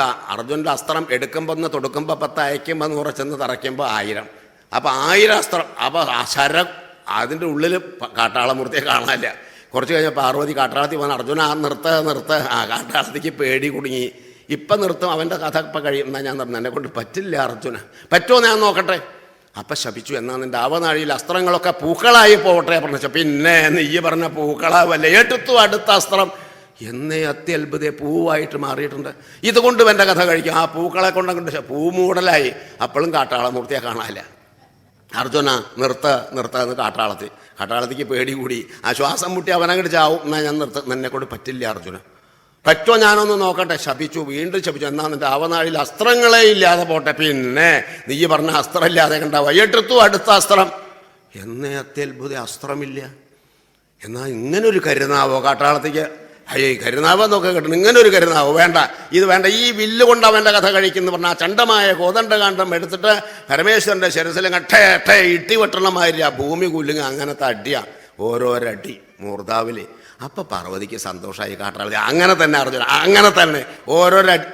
ഭർത്താവിൻ്റെ തലയ്ക്കും മാതിരി അടി കൊള്ളുമ്പോൾ ആരെങ്കിലും സന്തോഷിക്കാറുണ്ടോ? എന്താ സന്തോഷം? വേറൊരുത്തി അവിടെ ഉണ്ട്, ഗംഗാദേവി, അവക്ക് 4 കൊള്ളട്ടെ എന്നാണ്. സ്ത്രീകളല്ലേ. ഗംഗാദേവി വില്ലപഹരിച്ചു. അങ്ങനെ ചണ്ഡമായ കോദണ്ഡകാന്ഡം കൊണ്ട് പ്രൗഢമായ ആഘാതമേൽപ്പിച്ച അവസരത്തിൽ വ്രണഗണഗണഗ്രന്ഥി ഇവിടെ ഇങ്ങനെ മുഴച്ചിട്ട് ഇപ്പോഴും മുഴുവൻ മാറിയിട്ടൊന്നുമില്ല, തൊട്ട് നോക്കിയാൽ കാണാം. ഇത് ഞാനുണ്ടാക്കിയതാ. ഹേ ബ്രാഹ്മണൻ, അങ്ങക്ക് എന്നെ അറിയാഞ്ഞിട്ടാണ്, വേണമെങ്കിൽ വിശ്വസിച്ചോളൂ. ഇനിയിപ്പോൾ അങ്ങയുടെ കുട്ടിയെ രക്ഷിക്കാൻ എനിക്ക് സാധിക്കുമെന്നല്ലേ, വേണമെങ്കിൽ ഇതും കൂടെ കേട്ടോളൂ. എന്താ? ശൃണുത സർവേ പാണ്ഡുസൂനോ പ്രതിജ്ഞം സദസി പുനരപത്യം ഭാവി ഭൂമി സുരസ്യ കരധൃതചരചാപ പാലയിഷ്യാമിനോ ചേത് സകല ജനസമക്ഷം സന്നിവേക്ഷ്യേ ഹുദാശം. എല്ലാവരും കേൾക്കണം, ഈ brahmanana ഇനി ഒരു കുട്ടി ഉണ്ടാകുന്നുവെങ്കിൽ ഈ ഞാൻ രക്ഷിച്ചു തരും. എനിക്ക് പറ്റുമെന്നല്ലേ അങ്ങയ്ക്ക് സംശയം? അഥവാ അങ്ങയുടെ കുട്ടിയെ എനിക്ക് രക്ഷിക്കാൻ സാധിച്ചിട്ടില്ലെങ്കിൽ സകല ജനസമക്ഷം, സകല ജനങ്ങളുടെ മധ്യത്തിൽ വെച്ച് ഞാൻ അഗ്നിയിൽ പ്രവേശിക്കും, ഈ ദേഹം അങ്ങെടുത്തേച്ചിരിക്കും. ഹേ ബ്രാഹ്മണൻ, വേണമെങ്കിൽ വിളിച്ചു വെച്ചോളില്ലെങ്കിൽ വേണ്ട. ഏതായാലും ബ്രാഹ്മണൻ പോയി. അർജുന കഥയൊക്കെ നമുക്ക് അർജുനെ ക്ഷണിച്ചു. അത്തവണ ശവം കൂടിയും കിട്ടിയില്ല, അതുവരെ ശവയെങ്കിലും ഉണ്ടായിരുന്നു. അവസാനം തീയിൽ ചാടാൻ പുറപ്പെട്ടപ്പോൾ ഭഗവാൻ വന്ന് തട്ടി മാറ്റിയെന്നൊക്കെ കഥ. അപ്പം എന്താ പറഞ്ഞാൽ, ഇല്ലാത്ത കഴിവ് പോലും ഉണ്ടെന്ന് വിശ്വസിക്കണം അർജുനൻ അവിടെയുണ്ട്. എന്നിട്ട് തടുക്കാൻ സാധിച്ചോ? ആരുമില്ല. ആപത്ത് വരുമ്പോൾ ഭഗവാന്റെ രക്ഷയുണ്ടെങ്കിൽ രക്ഷപ്പെടുന്ന ബോധിച്ച് നമ്മൾ നേരത്തെ തന്നെ അഹങ്കരിക്കാതെ ഭഗവാനെ ഭജിക്കുക. ബന്ധുക്കളുണ്ട്, ധനമുണ്ട, കുടുംബമെന്നും ചിന്തിച്ചു ജന്മം അധുനാ കളയുന്നു കഷ്ടം. ഇക്കണ്ടതൊന്നും ഒരു ശാശ്വതമല്ല, ചിത്തേ ഭക്തിയാ ഭജിക്ക പുരുഷോത്തമപാദപത്നം. എനിക്ക് ബന്ധുക്കളുണ്ട്, അമ്മാമാരൊക്കെ രാഷ്ട്രീയത്തിൽ പിടിപാടുള്ളവരെ പെടുന്നൊരു ഫോൺ ചെയ്താൽ കേന്ദ്രത്തിൽ നിന്ന് മന്ത്രി വരെ വരും. പിന്നെ എനിക്കെന്ത് പേടിക്കാൻ? ഒന്നും കരുതണ്ട, ഒരു നിമിഷം മതി സർവ്വം നശിഷ്ടപ്പെടാൻ. ഭഗവാന്റെ പാദത്തെ നേരത്തെ ആശ്രയിച്ചോളൂ എന്ന് ഓർമ്മപ്പെടുത്താണ്. അതായത് ഭഗവാന്റെ തിരുനാമങ്ങൾ ജപിച്ച് ജപിച്ച് ജപിച്ച് നമുക്ക് പരിചയമുണ്ടെങ്കിൽ എന്ത് ആപത്ത് വന്നാലും പേടിക്കാനില്ല. ഭഗവാനാണ് ആശ്രയം. ഇത് ബോധിക്കാണ്ട് അഹങ്കരിച്ചിട്ടാണ് ആപത്തുകളും ദുഃഖങ്ങളും ദുരിതങ്ങളും വരുന്നത്. എല്ലാ രോഗനിവർത്തിക്കും ദുഃഖനിവർത്തിക്കും ഒരേ ഒരു ആശ്രയം, ഭഗവാനെ ആശ്രയിക്കുക. നിങ്ങൾ ആത്യന്തിക വ്യാധിഹരം ജനാനാം ചികിത്സകം വേദവിദോ വദന്തി സംസാരതാപത്രയ നാശബീജം ഗോവിന്ദ ദാമോദര മാധവേദി. ആത്യന്തിക വ്യാധിഹരം, എല്ലാ രോഗങ്ങൾക്കും പരിപൂർണ ശമനം കിട്ടാനുള്ള ഒരു ചികിത്സ. സാധാരണ രോഗം വന്നാൽ നമ്മളെന്താ? വൈദ്യരെ കാണിക്കും. വൈദ്യർ നല്ലോണമൊക്കെ പരിശോധിച്ച് എങ്ങനെയാ ഉറക്കം, എങ്ങനെ ഉറക്കം തീരില്ല വൈദ്യരെ, ഉണ്ടാവില്ല, ഉറക്കം ഉണ്ടാവില്ല. വിശപ്പെങ്ങനെ? വിശപ്പ്, ആഹാരം കഴിക്കാൻ പറ്റില്ല. ഇടയ്ക്കിടയ്ക്ക് വെള്ളം കുടിക്കണം തോന്നാറില്ല? തോന്നില്ല. നമ്മൾ പറഞ്ഞൊക്കെ തന്നെ ആർക്കപ്പോൾ പറഞ്ഞുകൂടാത്തത്. ഏതായാലും ഇപ്പോൾ ഇവിടെ വന്നത് നന്നായി, പേടിക്കണ്ട, ഞാൻ മാറ്റിത്തരാം. വൈദ്യർ 5-8 കൂട്ടം മരുന്ന് ഇത് കഴിച്ചോളൂ, ഒരാഴ്ച കഴിഞ്ഞ് വിവരം പറയൂ. എന്താ വിവരം പറയണം? വൈദ്യർക്ക് ഉറപ്പൊന്നുമില്ല, പലതും കൊടുത്തു നോക്കുക, പറ്റിയാൽ പറ്റട്ടെ വെച്ചിട്ട്. ഒരാഴ്ച കഴിച്ചിട്ട് വിവരം പറയണം, ഇല്ലെങ്കിൽ മാറ്റിത്തരാമെന്നാണ്. ഒരാഴ്ച കഴിഞ്ഞാൽ 5 ദിവസം കഴിഞ്ഞപ്പോഴേക്കും ആൾ വന്നു, അച്ഛന് വളരെ കൂടുതലായി ഈ മരുന്ന് കഴിച്ചപ്പോൾ എന്ന് പറയാം. അങ്ങനെ വരാൻ കാരണമില്ലല്ലോ. ആ ലിസ്റ്റ് നോക്കട്ടെ, ചില മരുന്ന് വെട്ടി പുതിയ ചില മരുന്ന് എഴുതി കൊടുത്തു, ഇത് കൊടുക്കുക. അപ്പോൾ ആദ്യത്തെ അതവിടെ ഇരിക്കട്ടെ, ഇത് കൊടുക്കുമോ? 4 ദിവസം കഴിഞ്ഞ് വിവരം പറയും. അപ്പോൾ വിവരം പറയണം, വൈദ്യർക്ക് ഉറപ്പില്ല. 2 ദിവസം കഴിഞ്ഞപ്പോഴേക്ക് ആൾ വന്നു, വളരെ കൂടുതലാണ്. അങ്ങനെ വരാൻ കാരണമില്ലല്ലോ. ഇങ്ങനെ മരുന്ന് വൈദ്യർ മാറ്റിത്തരാമെന്ന് തോന്നുന്നു. ശരി, ചെല്ലുമ്പോൾ മരുന്ന് മാറ്റി കൊടുക്കാമെന്നാ പറഞ്ഞാൽ രോഗം മാറ്റൽ വൈദ്യരുടെ പിടിയിലല്ലോ. അപ്പം ഈ രോഗം ത്രിദോഷജനിതം ഭിഷജോ വദന്തി. വൈദ്യന്മാർ പറയണത് രോഗത്തിൻ്റെ കാരണം വാതപിത്ത കഫങ്ങൾ ദുഷിച്ചിട്ടാണ്. അതാണ് ആയുർവേദം. രോഗസ്തു ദോഷ വൈഷമ്യം ദോഷസാമ്യം അരോഗത. വാതപിത്ത കഫങ്ങൾ വിഷമാവസ്ഥയിൽ സമമല്ലാതെ വന്ന രോഗവും ഇത് എല്ലാവരിലും ഉണ്ട്. അത് തുല്യമായിട്ട് നിന്നാൽ ആരോഗ്യവും. ഇതാണ് ശാസ്ത്രം. അതുകൊണ്ട് ഇത് വാദസംബന്ധമായതാണ്, പിത്തസംബന്ധമായതാണ്, കഫസംബന്ധം, ഇങ്ങനെയുള്ള രോഗങ്ങൾ. അതിന് ചികിത്സിച്ചു മാറുന്നില്ല. കുറേ അവസാനം നാട്ടുകാർ പറഞ്ഞത് ഈ ആയുർവേദം വെച്ച് കളിക്കണ്ട കേട്ടോ, അലോപ്പതിയാണ് നല്ലത്, പെട്ടെന്ന് മാറണമെങ്കിൽ. പിന്നെ നിങ്ങൾ ആയുർവേദം എന്താ വെച്ചാൽ ചികിത്സിച്ചോളൂ. അല്ല, വൈദ്യർ മാറ്റിത്തരാമെന്ന് പറഞ്ഞു. മാറ്റിത്തരേണ്ട, ചെല്ലുമ്പോൾ മാറ്റി കൊടുക്കണില്ലേ? മരുന്ന് മാറ്റാമെന്നാണ് വൈദ്യർ പറയണത്. അവസാനം വൈദ്യരെ മാറ്റാൻ നമ്മൾ തീരുമാനിച്ചു. അലോപ്പതിയാണ് നല്ലതാണ് പറഞ്ഞപ്പോൾ ഗവൺമെൻറ് ആശുപത്രി വെച്ചാൽ ഒന്നും കൂടെ കേമായി. അവിടെ ക്യൂ നിൽക്കണം, മാവേലി സ്റ്റോറുമാരി. ഓരോരുത്തരും വിളിക്കണം. ഡോക്ടറെ പേര് ബേബി, വയസ്സ് 17, ആണോ പെണ്ണോ? അത് കോളം പൂരിപ്പിക്കാനാണ്. അതെന്താ ആണോ പെണ്ണോ? കണ്ടറിയുക. ബേബി പറഞ്ഞാൽ ആണോ പെണ്ണാ പറയാൻ പറ്റുമോ? കണ്ട ഒക്കെ ഷർട്ടും പാൻറ്റും ഇട്ടിട്ടാണ് വരുന്നത്. അപ്പോൾ കോളം പൂരിപ്പിക്കുക. 4-മത്തത് കുപ്പി കൊണ്ടുവന്നിട്ടുണ്ടോ എന്നാ അപ്പോൾ രോഗമൊന്നും ചോദിച്ചില്ല, കുപ്പി കമ്പൗണ്ടറുടെ അടുത്ത് കൊടുത്തു. പിന്നെ ഇയാൾ പറയും അവിടെ വേദന, അവിടെ എന്താ ഈ രോഗം ചോദിക്കാത്ത? ഏത് രോഗമാണെങ്കിൽ ഗവൺമെൻറ് ആസ്പത്രിയിൽ ഒരു ചുവന്ന വെള്ളം ഒരു പച്ച വെള്ളം ഇതിങ്ങനെ മാറി മാറി കൊടുക്കുകയാണ്. ഏത് രോഗമായ എന്താ?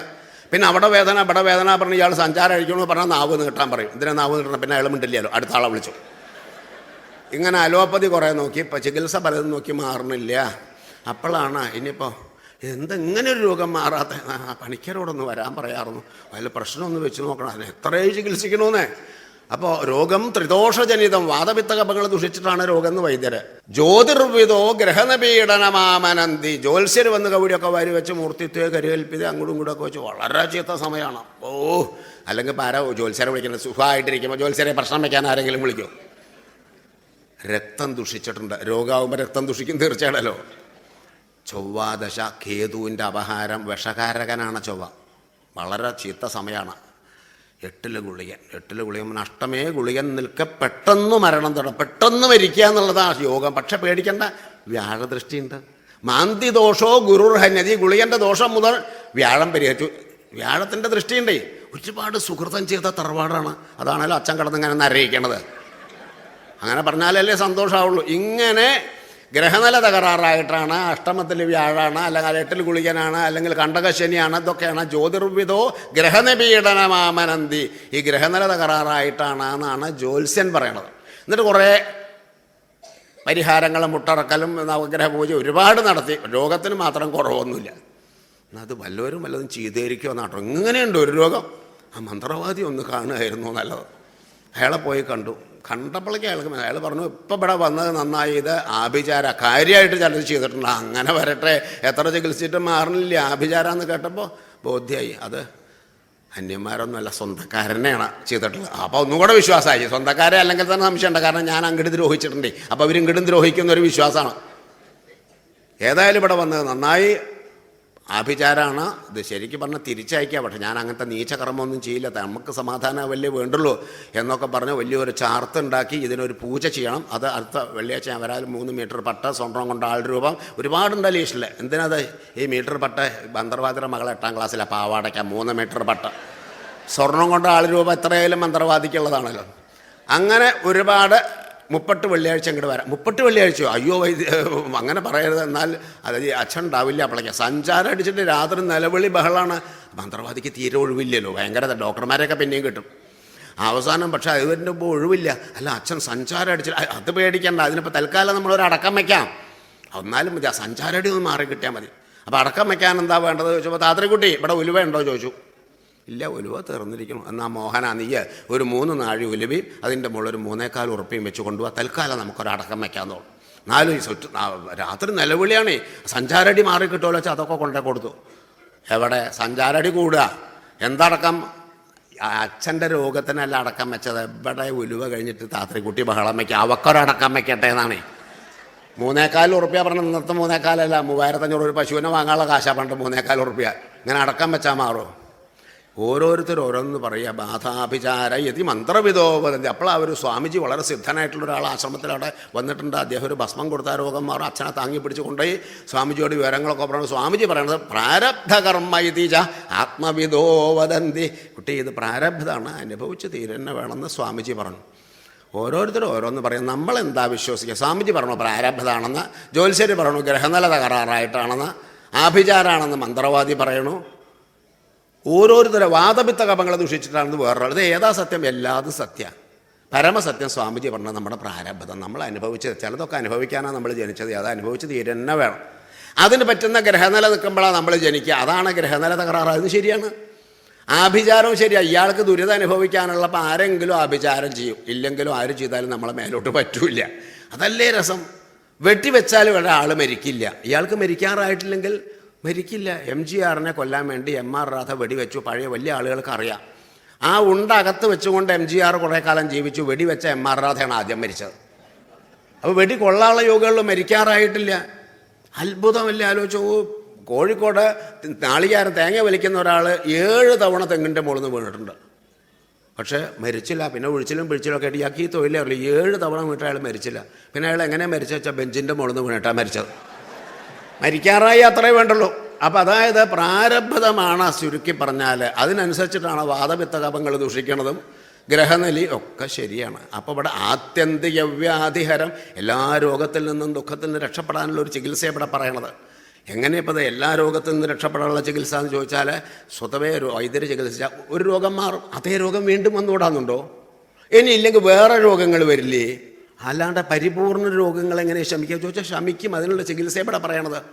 ആര് പറയണത്? മുറിവൈദ്യന്മാരെ പറയണതല്ല, വേദവിദോ വദന്തി. വേദം നല്ലതുപോലെ പഠിച്ച് അതിൻ്റെ പരമമായ പൊരുൾ മനസ്സിലാക്കിയ വേദജ്ഞന്മാർ പറയണ ചികിത്സയാണ്. സാധാരണ ചികിത്സിച്ച് അത് മാറും, അതേ രോഗം വരും, ഇല്ലെങ്കിൽ വേറെ ചില രോഗം വരും. പാതാക്കരമനയ്ക്കൽ ഒരു ശങ്കരൻ നമ്പൂരി ഉണ്ടായിരുന്നു. അദ്ദേഹം പാതാക്കരമന വളരെ പ്രസിദ്ധ, ഐതിഹ്യമാലയിലൊക്കെ ഉണ്ട്, ഇപ്പോഴും ഉണ്ട് പാതാക്കരമന. വളരെ വലിയ ജമ്യന്മാരായിരുന്നു. അവിടെ ഒരു തിരുമേനിക്ക് എല്ലാ ഈ പൈൽസിൻ്റെ മൂലക്കുരുവിൻ്റെ അസുഖം ഉണ്ടാവും. അപ്പോൾ നാടനൊരു വൈദ്യരുണ്ട്, അദ്ദേഹം ചികിത്സയ്ക്ക് വരും. 2-2.5 മാസം ചികിത്സ, രോഗം മാറും. വൈദ്യർക്ക് 1 കൊല്ലത്തേക്കുള്ള സമ്പാദ്യമാവും. കാരണം പാതാക്കരമന പറഞ്ഞാൽ ചില്ലറയാണോ? അങ്ങനെ എല്ലാ കൊല്ലവും രോഗം തുടങ്ങിയാൽ വൈദ്യരെ ആളെ പറഞ്ഞേക്കും, വൈദ്യർ വരും, ചികിത്സിക്കും. 1 കൊല്ലം പതിവിന് വിപരീതമായിട്ട് സാധാരണ രോഗം വരുന്നതിൻ്റെ ഒരു 10-15 ദിവസം മുമ്പേ രോഗം തുടങ്ങി. മറ്റത് വൈദ്യർ മരുന്നൊക്കെ ആയിട്ട് കാത്തിരിക്കും, തിരുമേനിയുടെ അവിടെ നിന്ന് ആൾ വരുന്ന കണക്കാക്കിയിട്ട്. ഇത് 10-15 ദിവസം മുമ്പ് തുടങ്ങിയപ്പോൾ ഉടനെ വൈദ്യരുടെ അടുത്തേക്ക് ആളെ വിട്ടു. വൈദ്യർ സ്ഥലത്തില്ല, തമിഴ്നാട്ടിൽ അവിടെ ചികിത്സയ്ക്ക് പോയതാണ്. ക്ഷേമായില്ലേ, എന്നാൽ നീ പിലാന്തോളം മൂസൻ്റെ അടുത്ത് പോയി നോക്കാൻ പറഞ്ഞു കാര്യസ്ഥനോട്. പിലാന്തോളം മൂസൻ്റെ അവിടെ ചെന്നാൽ മൂസും സ്ഥലത്തില്ല, അദ്ദേഹവും എവിടെ തമിഴ്നാട്ടിലവിടെ പോയി ചികിത്സയ്ക്ക്. പണ്ടൊക്കെ അങ്ങനെയാണ്. ഏട്ടൻ ഇവിടെ ഇല്ലല്ലോ എന്ന് പറഞ്ഞ അനിയൻ. അയ്യോ, അങ്ങനെ പറഞ്ഞാൽ ശരിയാവില്ല, എന്തെങ്കിലും ഒരു ചികിത്സ. അയ്യോ, ഞാൻ ചികിത്സിക്കാൻ പതിവില്ല, ഒക്കെ ഏട്ടനാ പതിവേ. അതെ, എന്നാലും ഇപ്പം അനുജൻ മൂസിന് ഒന്നും ചികിത്സ വശല്ലാണ്ടിരിക്കുമോ? പിലാന്തോളം മൂസല്ലേ. കാര്യസ്ഥൻ പറഞ്ഞു എന്തെങ്കിലും ചെയ്യാണ്ട് വയ്യ, തിരുമേനിക്ക് തീരെ സഹിക്കാൻ വയ്യ. നിർബന്ധിച്ചപ്പോൾ എന്നാൽ തൽക്കാലം ഒരു കാര്യം ചെയ്യാം, ഏട്ടൻ വരുവോളം ഇതിൻ്റെ ഉപദ്രവം ഉണ്ടാവാതിരുന്നാൽ പോരെ, അതെന്നാലും മതി, പിന്നെ ഏട്ടൻ വന്നിട്ട് ചികിത്സിച്ചോട്ടെ. എന്നാൽ തൽക്കാലം ഒരു മുട്ടുകെട്ട മൂലക്കുരുവിന്, ഏട്ടൻ വരുവോളം ഉപദ്രവം ഉണ്ടാവില്ല, മൂലക്കുരുവിന് മുട്ടുകെട്ട്. ഇതുവരെ എവിടെയും കേട്ടിട്ടില്ല. എന്തെങ്കിലും ആവട്ടെ വിചാരിച്ചു. അവസാനം ഒരു ഓലയിൽ ഒരു കത്ത് എഴുതി കൊടുക്കുകയാണ്. ഇത് കൊടുത്തു, ഇത് അവിടെ പോയിട്ട് ഒരു നിലവിളക്ക് കൊളുത്തി വയ്ക്കുക, ഒരു 3 തവണ വായിക്കുക. തിരുമേനിയുടെ അല്ല വായിക്കുക, തിരുമേനിക്കല്ല, കത്ത് മൂലക്കുരുവിനാണ്. പാതാക്കരമനക്കൽ ശങ്കരൻ നമ്പൂതിരിപ്പാടിൻ്റെ മൂലക്കുരു വായിച്ചറിവാൻ പിലാമന്തോള അനുജൻ മൂസ എഴുതുന്നത്. എന്തെന്നാൽ ജ്യേഷ്ഠൻ ഇവിടെ ഇല്ലാത്തത് കൊണ്ട് മൂലക്കുരു ഏട്ടൻ വരുവോളം അടങ്ങി ഒതുങ്ങിയിരിക്കണം എന്നാണ്. ഇതൊരു 3 തവണ വായിക്കുക, നിലവിളക്ക് കൊളുത്തി വയ്ക്കണം, മൂലക്കുരു കേൾക്കണം, ഉപദ്രവമൊന്നും ഉണ്ടാവില്ല പറഞ്ഞു. രാമൻ നായർക്ക് പേടിയായി. ഇതവിടെ പോയിട്ട് പറഞ്ഞാൽ തിരുമേനി ചില്ലറക്കാർ നല്ല പാണ്ഡിത്യമുള്ള ആളാണ്, പക്ഷേ തിരുമേനിയെ പരിഹസിക്കാനൊന്നും ഒരാൾ ധൈര്യപ്പെടില്ല. പാതാക്കരമനക്ക് തിരുമേനി പറഞ്ഞ ആരാ? പിന്നെ മൂസും തറവാടിത്തുള്ള ആളല്ലേ, അങ്ങനെ ചെയ്യുമോ? ഏതായാലും ഓലയും കൊണ്ടുപോയി. രാമ മൂസനെ കണ്ടില്ല, മൂസ സ്ഥലത്തില്ല, എവിടെ ചികിത്സയ്ക്ക് പോയി. പിന്നെ ആരാ അവിടെ? പിന്നെ അനുജൻ മൂസ. അയാളോട് പറയാമെന്നില്ലേ? പറഞ്ഞു. എന്നിട്ടോ ഇത് പറയാൻ പേടി. എന്താ നീ പരിഗണത, എന്താച്ചാ പറയേ? അടിയൻ നിർബന്ധിച്ചപ്പോൾ ചികിത്സയൊന്നും പതിവില്ല, പിന്നെ അടിയൻ നിർബന്ധിച്ചപ്പോൾ തൽക്കാലം എന്നാൽ ഒരു മുട്ടുകെട്ട, ഏട്ടൻ വരുവോളം ഉപദ്രവമൊന്നും ഉണ്ടാവില്ല. മൂലക്കുരുവിന് മുട്ടുകെട്ട് ഇതുവരെ കേട്ടിട്ടില്ല. എന്താ അത് ചോദിച്ചു. ഈ ഓല കൊടുത്തു, ഒരു വെള്ളമൊക്കെ കൊടുത്തു വയ്ക്കണം, 3 തവണ അത് വായിക്കണം എന്നാണ് വൈദ്യർ പറഞ്ഞത്. വായിച്ചു നോക്കി, അത്ഭുതമായി. എന്തെങ്കിലും ആവട്ടെ, ഒന്നും കാണേണ്ട വൈദ്യർ പറയൂ, നിലവിളക്ക് കൊണ്ടുവരാൻ പറഞ്ഞു. രാമ നീ എന്നെ വായിച്ചാൽ മതി പറഞ്ഞു. രാമൻ നായർ വായിച്ചു. പാതാക്കരമനയ്ക്കൽ ശങ്കരൻ നമ്പൂരിപ്പാടിൻ്റെ മൂലക്കുരു വായിച്ചറിവാൻ പിലാമന്തോള അനുജൻ മൂസ എഴുതുന്നത്. എന്തെന്നാൽ ജ്യേഷ്ഠനെല്ലാം ഇവിടെ ഇല്ലാത്തതുകൊണ്ട് വരുവോളം മൂലക്കുരു അടങ്ങി ഒതുങ്ങിയിരിക്കണം എന്ന് 3 തവണ. അത്ഭുതം പറഞ്ഞാൽ 5 നിമിഷം കഴിഞ്ഞില്ല മൂലക്കുരുവിൻ്റെ വേദന മാറി, ഒരസ്കിതയില്ല. ഇതെന്തൊരത്ഭുത ചികിത്സയാണ്. ഒരാഴ്ച കഴിഞ്ഞപ്പോൾ സാധാരണ ചികിത്സിക്കാറുള്ള വൈദ്യർ വീട്ടിലെത്തിയപ്പോൾ ഭാര്യ പറഞ്ഞു, ഇത്തവണ മനക്കിൽ നേരത്തെ അസുഖം തുടങ്ങിയിട്ടുണ്ട്, ആൾ വന്നിരുന്നു. അതെയോ? ഉടനെ മരുന്നൊക്കെ എടുത്ത് പുറപ്പെട്ടു. വൈദ്യരെ പടുപ്പര അങ്ങോട്ട് കയറിയപ്പോൾ തിരുമേനി ചാരുകസാലയമ്പിൽ ഇങ്ങനെ പാട്ടും പാടി രസിച്ചുകൊണ്ടിരിക്കുക. മൂലക്കുരുവിൻ്റെ അസുഖമുള്ള ആൾക്ക് പാട്ട് വരുമോ? അദ്ദേഹം കഥകളിപ്പോൾ അതൊക്കെ യാമി യാമി ഭൈമി കാമിതോ ശീഘ്രമോ സാധയിഷ്യാമി സാമി സാധിതം മയാ. നളചരിതത്തിലത്തെ കഥകളിപ്പദം. ഇത് അത്ഭുതമായി വൈദ്യർക്ക്. മൂലക്കുരുവിൻ്റെ അസ്കിതള്ള ആൾ പാട്ട് പാട്. വൈദ്യരോ എപ്പോൾ ഹരിയൻ രാവിലെയാണ് എത്തി, അപ്പോഴാ വിവരം അറിഞ്ഞ് അപ്പം അങ്ങോട്ട് പുറപ്പെട്ടു. വൈദ്യരെ കാണാഞ്ഞിട്ട് പിലാന്തോളം മൂസിൻ്റെ അടുത്തേക്ക് ആളെ വിട്ടു. മൂസും സ്ഥലത്തില്ലാന്നേ. പിന്നെ അനുജൻ മൂസിനോട് പറഞ്ഞപ്പോൾ തൽക്കാലം ഒരു മുട്ട് കെട്ടാമെന്ന് പറഞ്ഞു. മുട്ട് കെട്ടി, പിന്നെ യാതൊരു അസുഖമില്ല. വൈദ്യർ അന്തം വിട്ടു. ഇത് മുട്ട് കെട്ടി, വൈദ്യകശി പഠിച്ചിട്ടുണ്ട്, മൂലക്കുരുവിന് മുട്ട് കെട്ടി. തിരുമേനിക്ക് അസുഖമൊന്നുമില്ല പറഞ്ഞപ്പോൾ വൈദ്യർക്ക് സുഖമായില്ല. തിരുമേനിക്ക് അസുഖം ഉണ്ടായാലേ വൈദ്യർക്ക് സുഖമാവുള്ളൂ, 4 നല്ല വരുമാനമുള്ളതാണ്. പക്ഷേ മൂലക്കുരുവിന് മുട്ട് കിട്ടുക അതെന്താ ചോദിച്ചു. ഓരോ ഓലയിൽ എഴുതി എന്തോ വായിക്കുക, അതെവിടെയാ ഓല എന്ന് കിട്ടുമോ? രാമ ആ ഓല അത് വലിച്ചെറിഞ്ഞിരിക്കണു. ആ തൊടിയിൽ പോയിട്ട് ഓല കണ്ടു, പൊടിയൊക്കെ തട്ടി വാസനിച്ച് നോക്കിയപ്പോൾ കാര്യം മനസ്സിലായി. സംഭവം എന്താണെന്നറിയോ? ഒരു ഒറ്റമൂലി പച്ചമരുന്നുണ്ടേ, അത് ഈ ഓലയെ തേച്ചിരിക്കുക. ഇതിൻ്റെ കാറ്റ് തട്ടിയാൽ ആ മനുഷ്യന് ഈ ജന്മം മൂലക്കുരു ഉണ്ടാവില്ല. ഇത് വാസനിച്ചപ്പം ഇതിപ്പോൾ വൈദ്യർക്ക് അറിയാഞ്ഞിട്ടല്ല. ഇനി അയാൾക്ക് അസുഖം പറഞ്ഞാൽ വൈദ്യര് പട്ടിണിയാവില്ലേ? നല്ലൊരു വരുമാന മാർഗ്ഗമല്ലേ ഇത്? ഈ ഓലയും കൊണ്ട് പ്ലാന്തോളം മൂസിൻ്റെ അടുത്ത് പോയി. അടിയനോട് ഈ ചതി വേണ്ടായിരുന്നില്ല. എന്താ വൈദ്യരെ പറയണത്? അല്ല, മൂലക്കുരുവിന് മുട്ട് കിട്ടി. ഇതിപ്പോൾ അടിയന് വശല്ലാഞ്ഞിട്ടല്ല, പക്ഷേ വലിയൊരു വരുമാന മാർഗ്ഗം മുട്ടിയത്. അതെ ഞാൻ പറഞ്ഞു, ഞാൻ ചികിത്സയ്ക്കില്ല ഏട്ടനാ, പിന്നെ കാര്യസ്ഥം വിടണില്ല എന്ന് നിർബന്ധിച്ചപ്പോൾ ഞാനങ്ങോട്ട് ചെയ്തതാ. പക്ഷെ അടിയൻ്റെ കാര്യം പരുങ്ങല. അതെന്തിനാ വൈദ്യര് വിഷമിക്കണത്? ഈ ഏത് അസുഖം ഒറ്റമൂലി മരുന്നുകൊണ്ട് പെട്ടെന്ന് മാറ്റാം. പക്ഷേ അയാളുടെ പ്രാരബ്ധം അനുഭവിച്ച് കഴിഞ്ഞിട്ടില്ലല്ലോ. മൂലക്കുരു ഇനി മേലിലുണ്ടാവില്ല, പക്ഷെ വേറെ ചില രോഗമായിട്ട് ഇയാൾക്ക് അനുഭവിക്കണം പ്രാരബ്ധേ. വൈദ്യർക്ക് അറിയില്ല, എങ്ങനെ മാറ്റാൻ പാടില്ല. ഞാൻ നിർബന്ധിച്ചപ്പോൾ ചെയ്തതാണ്. മൂലക്കുരു ഉണ്ടാവില്ല എന്നല്ലോ, അതിന് ഭഗന്തരോ വേറെ ചില രോഗങ്ങളുണ്ടാവും, അതിന് വൈദ്യർക്ക് ചികിത്സിച്ചോടെ ചോദിച്ചു. അപ്പോഴാണ് വൈദ്യർക്ക് ഓർമ്മ, അടിയൻ അത് മറന്നോ പറഞ്ഞു. സമാധാനമായി വൈദ്യർ തിരിച്ചു പോന്നു. അപ്പം ആ രോഗം മാറും, വേറെ ചില രോഗങ്ങളുണ്ടാവും. സാധാരണ അങ്ങനെ, അല്ലാണ്ട് പരിപൂർണം രോഗത്തിൽ നിവർത്തി വരുത്താൻ ഏത് വൈദ്യർക്കാണ് പറ്റുക? എന്നാൽ ഒരു വൈദ്യർക്ക് പറ്റും. ആര്? അത് അവസാനം വരുന്ന വൈദ്യർ അന്തകൻ. അങ്ങോട്ട് വന്നാൽ പിന്നെ സകല രോഗവും കഴിയും. അല്ലാണ്ട് എങ്ങനെ രോഗത്തിന് മോചനം? എന്നാൽ ഇവിടെ പറയാം, വേദം നല്ലതുപോലെ പഠിച്ച ആചാര്യന്മാർ പറയാണ് പരിപൂർണം രോഗത്തിൽ നിന്ന് രക്ഷപ്പെടാൻ. മാത്രമല്ല, സംസാര താപത്രയ നാശബീജം, ഈ ലോകത്തിലുള്ള താപത്രയങ്ങൾ, ആധ്യാത്മികം, ആദി ഭൗതികം, ആദി ദൈവികം, ശാരീരികമായ ദുഃഖങ്ങൾ, മാനസികമായ ദുഃഖങ്ങൾ, പ്രകൃതിക്ഷോഭങ്ങളിൽ നിന്നുണ്ടാകുന്ന ദുഃഖങ്ങൾ, എല്ലാറ്റിനുമുള്ള ചികിത്സയാണ്. ആര്? ഇതെന്താ ചികിത്സ? ഗോവിന്ദ ദാമോദര മാധവേദി, ഗോവിന്ദ ദാമോദര മാധവ എന്നിങ്ങനെ ഭഗവാന്റെ തിരുനാമങ്ങളെ ജപിക്കൂ, ഭഗവാന്റെ ആശ്രയിക്കൂ എന്നർത്ഥം. നാമം ജപിക്കൂ പറഞ്ഞാൽ ഭഗവാനെ നിങ്ങൾ ആശ്രയിക്കൂ. ഈ ദേഹത്തിൻ്റെ ഒരു ബാധയും നിങ്ങൾക്കുണ്ട്. സംസാര ദുഃഖത്തിൽ നിന്ന് പരിപൂർണ്ണം രക്ഷപ്പെടാനുള്ള ഒരേ ഒരു വഴി ഭഗവാനെ ആശ്രയിക്കുക. ഈ സംസാരം അനിത്യം, അസുഖം ലോകം. ഗീതയിൽ കൃഷ്ണൻ പറയുക, ശ്രീകൃഷ്ണ ഭഗവാൻ പറയുക, ഇത് അനിത്യം, ഈ കാണുന്ന ഒന്നും നിലനിൽക്കുന്നതല്ല. ആ സുഖം, ഇവിടെ സുഖമില്ല, ദുഃഖം മാത്രമേ ഉള്ളൂ ഈ സംസാരത്തിൽ. പിന്നെ ഇപ്പം എന്താ? രക്ഷപ്പെടാൻ വഴിയില്ല. അതുണ്ട്. ഇമം പ്രാപ്യ ഭജസ്വമാം, ഈ സംസാരത്തിൽ ജനിച്ചു കഴിഞ്ഞാൽ ഭഗവാനെ ആശ്രയിച്ചോളൂ. അപ്പം എല്ലാ ദുഃഖത്തിൽ നിന്ന് രക്ഷപ്പെടാൻ സാധിക്കും. മഹാത്മാക്കളൊക്കെ അതല്ലേ ചെയ്ത. ശ്രീരാമകൃഷ്ണ പരമഹംസർക്ക് ത്രോട്ട് ക്യാൻസർ വന്നു, പക്ഷെ അദ്ദേഹത്തിന് പരിഭ്രമമില്ല. ഒരു ഭക്തൻ പറഞ്ഞു, അങ്ങയ്ക്ക് ദേവി പ്രത്യക്ഷമല്ലേ, അമ്മയോട് ഇങ്ങനെ സംസാരിക്കും ശ്രീകോവിലിൻ്റെ ഉള്ളിലേ, ഇതൊന്ന് മാറ്റിത്തരാൻ പറഞ്ഞൂടെയെന്ന്. ശ്രീരാമകൃഷ്ണദേവൻ ചിരിച്ചു. ഞാൻ നിനക്ക് കുറച്ച് ബുദ്ധി ഉണ്ടെന്നാണ് കരുതിയത്. ഞാൻ ആ അമ്മയെ ഭജിച്ച ആനന്ദത്തിൽ ആറാടിയിരിക്കുന്നു. ആ മനസ്സിനെ അവിടുന്ന് മാറ്റി ഈ ദേഹത്തിൽ വെക്കണം എന്നാണോ നീ പറയണത്? ഈ ദേഹത്തിൻ്റെ ചിന്ത വരുമ്പോഴേ ബാധയുള്ളൂ. ദേഹാഭിമാനമുള്ളപ്പോൾ പരമഭക്തന് ഭഗവാനെ മാത്രമേ സ്മരണയുള്ളൂ, അയാൾക്ക് ദേഹത്തിൻ്റെ ബോധമില്ല. രമണ മഹർഷിക്ക് പ്രമേഹക്കുരു വന്നു. ഭക്തന്മാർ പറഞ്ഞു കൽക്കട്ടയിലേക്ക് ചികിത്സിക്കാൻ കൊണ്ടുവന്നു. രമണ മഹർഷി ചോദിച്ചു, അവിടെ ആർക്കും മരണമില്ലല്ലേ കൽക്കട്ടയിൽ? അദ്ദേഹത്തിന് അതിൻ്റെ ആവശ്യമില്ല. പിന്നെ ഭക്തന്മാർ ഓപ്പറേഷൻ തിയേറ്റർ ആശ്രമത്തിൽ കൊണ്ടുവന്നു. എന്നിട്ട് ചികിത്സിച്ചു. ഓപ്പറേഷൻ ചെയ്യണം, ബോധം കെടുത്തണം. ബോധമൊന്നും കെടുത്തണ്ട, നിങ്ങൾ എന്താ ചെയ്തോളൂ, കഴിഞ്ഞിട്ട് പറഞ്ഞാൽ മതി. ബോധം കെടുത്താതെ ഓപ്പറേഷൻ ചെയ്തു. ചോരയും ചലമൊക്കെ പുറത്തെടുക്കുമ്പോൾ ആളുകൾ കരയുക കണ്ടിട്ട് ഭക്തന്മാർ. ഓപ്പറേഷൻ കഴിഞ്ഞാൽ പറയണം പറഞ്ഞു. കഴിഞ്ഞു പറഞ്ഞു. കഴിഞ്ഞു. അപ്പോൾ എന്താ നിങ്ങളൊക്കെ കരയുന്നുണ്ടത്? എൻ്റെ ഭഗവാനെ കാണാൻ വയ്യ, ചോരയും ചലയൊക്കെ കട്ടയായിട്ട് ഇങ്ങനെ എടുക്കണതേ. അപ്പോൾ ഇത്ര കാലം ഞാൻ ഈ ദേഹമാണോ ഞാൻ ഇതുമ്പിൽ എന്ത് ചെയ്താൽ എനിക്കെന്താ? ഈ ദേഹമേ അല്ല, അതിൽ നിന്ന് മനസ്സിനെ മാറ്റി നിർത്താൻ സാധിച്ചാൽ അയാൾക്ക് പിന്നെ എന്ത് ദുഃഖമുള്ളത്? അപ്പോൾ അതുകൊണ്ട് പരമജ്ഞാനികൾ, ഭക്തന്മാർ ഒരിക്കലും ദുഃഖിക്കാറില്ല. കാരണം അവർക്ക് ദേഹാഭിമാനമില്ല. അതുകൊണ്ട് നമ്മൾ എന്ത് ചെയ്യാം? ഭഗവാനെ, ഗോവിന്ദ ദാമോദര മാധവേദി, അത് മാത്രമേ രക്ഷയുള്ളൂ. ഭഗവാന്റെ നാമത്തെ ആശ്രയിക്കുക. അതാണ് ജപത ജപത ഹരിനാമ മനോജ, ജപത ജപത ഹരിനാമ മനോജ, ജപത ജപത ഹരിനാമ. ഹരിയുടെ നാമത്തെ അല്ലേ മനുഷ്യ ജപിക്കുക. അതിൽ പലൊരു ചികിത്സ വേറെയില്ല. അത് ചെയ്തിച്ച എന്താ അതുകൊണ്ട് ഗുണം ചോദിച്ചാൽ, അപരിമിതാഖ ഹരവനപായോ ആഗമസാധിതോ അമൃതോപായം, ജപദ ജപദ ഹരിനാമ മനോജ, ജപദ ജപദ ഹരിനാമ. അപരിമിത അഖഹരം. എത്രയോ പാപങ്ങൾ നമ്മൾ ചെയ്തിട്ടുണ്ടാവും. എല്ലാ പാപത്തിൽ നിന്നും രക്ഷപ്പെടാനുള്ള ഒരു ചികിത്സയാണ് ഇവിടെ പറയുന്നത്. അപരിമിത അഖഹരം. എല്ലാ പാപത്തിൽ നിന്നും നിങ്ങൾക്ക് രക്ഷപ്പെടാൻ സാധിക്കും. അനപായം, ഒരു ദോഷവുമില്ല. അതുകൊണ്ട് ആ ഭഗവാന്റെ നാമത്തെ നീ ജപിച്ചോളൂ. ആഗമ ആര് പറഞ്ഞു? വേദത്തിൽ പറഞ്ഞ കാര്യമായി പറയണത്. ഈ ഭഗവാന്റെ നാമത്തെ ആശ്രയിച്ചാൽ നിങ്ങൾക്ക് ഒരു ദുഃഖമോ ബാധയോ നിങ്ങളെ ബാധിക്കില്ല. ഇത് വേദം പറഞ്ഞ, വേറെ എവിടെയും പറഞ്ഞതല്ല. അമൃതോപായം മാത്രമല്ല, മോക്ഷത്തിലേക്ക് നിങ്ങളെ നയിക്കുന്നു. അതുകൊണ്ടാണ് ഭഗവാന്റെ നാമത്തെ ജപിക്കൂ. എപ്പോഴും ഇന്ന സമയത്തൊന്നുമില്ല, എപ്പോഴും ജപിക്കാം. സ്നാനേ പാനേ ശയനേ ഗമനേ ദാനേ ഗാനേ ധർമ്മവിധാനേ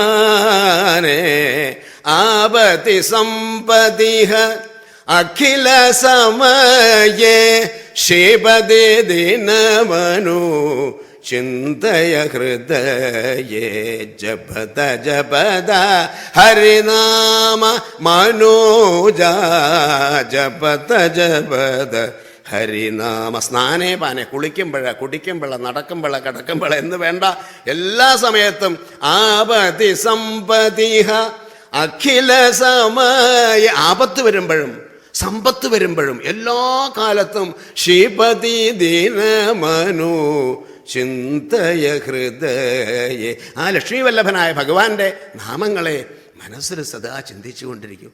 പിന്നെ ഈ ബാധകൾ, ദുഃഖങ്ങൾ, രോഗങ്ങൾ ഇതൊന്നും നിങ്ങളെ ബാധിക്കില്ല. ഇത് വല്ലാത്തൊരു ഔഷധമാണ് നാമജപം. ജനിമൃതി രോഗരസായനഭൂതം സനകമുഖാഖില സന്മുനിഗീതം ശ്രീരാമാച്യുത ശ്രീരമണേതി ശ്രീരാമാച്യുത ശ്രീരമണേതി നാരായണ പത്മ നാഭകരേതി. ജനിമൃതി രോഗരസായന ഭൂതം. ജനിക്കുക, പിന്നെ കുറച്ച് കഴിഞ്ഞാൽ മരിക്കുക, പിന്നെ അത് ജനിക്കുക. തന്നെ എത്ര കാലമായി തുടങ്ങിയിട്ട് ജനിക്കുക മരിക്കുക. ഈ ചെയ്ത കർമ്മത്തിൻ്റെ ഫലം അനുഭവിക്കാൻ വീണ്ടും ജനിക്കുക. എന്തായിട്ടാണ് ജനിക്കുക എന്നറിയില്ല. കർമ്മം ദുഷിച്ചാൽ അധപ്പതനം ഉണ്ടാവും. നരിചത്ത് നരനായി പിറക്കുന്നു, നാരിചത്തുടൻ ഓരിയായി പോകുന്നു പറഞ്ഞാൽ നമ്മൾ കിഴപ്പെട്ടും മേപ്പെട്ടും ഒക്കെ വരും ജനനം. അത് കർമ്മത്തിനനുസരിച്ചിട്ടാണ്. ആ ജനനമരണമാകുന്ന ചക്രത്തിൽ നിന്ന് നിങ്ങൾക്ക് രക്ഷപ്പെടണ്ടേ? അതിനുള്ള ഔഷധമാണ്, ചികിത്സയാണ് ഇവിടെ പറയുന്നത്. ആര് പറഞ്ഞു? സനകമുഖ അഖില സനകൻ, സനന്ദൻ, സനത്കുമാരൻ മുതലായ ബ്രഹ്മജ്ഞാനികൾ പറഞ്ഞ ചികിത്സയാ. മുറിവൈദ്യന്മാർ പറഞ്ഞ ചികിത്സയല്ല. എന്താ ചികിത്സ? ശ്രീരാമാച്യുത ശ്രീരമണേതി നാരായണ പത്മ നാഭകരേതി.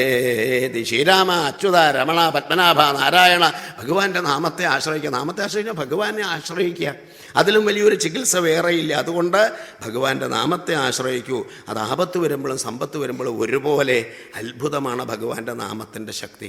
നാം അബുദ്ധ്യാവി, അറിയാതെ പോലും ഭഗവാന്റെ നാമം ജപിച്ചാൽ ദഹത്യഖൗഖാൻ, നമ്മുടെ പാപങ്ങളെ മുഴുവൻ ദഹിപ്പിക്കാൻ അതിന് ശക്തിയുണ്ട്. അറിയാതെ നാമം ജപിച്ചാൽ പാപം തീരും.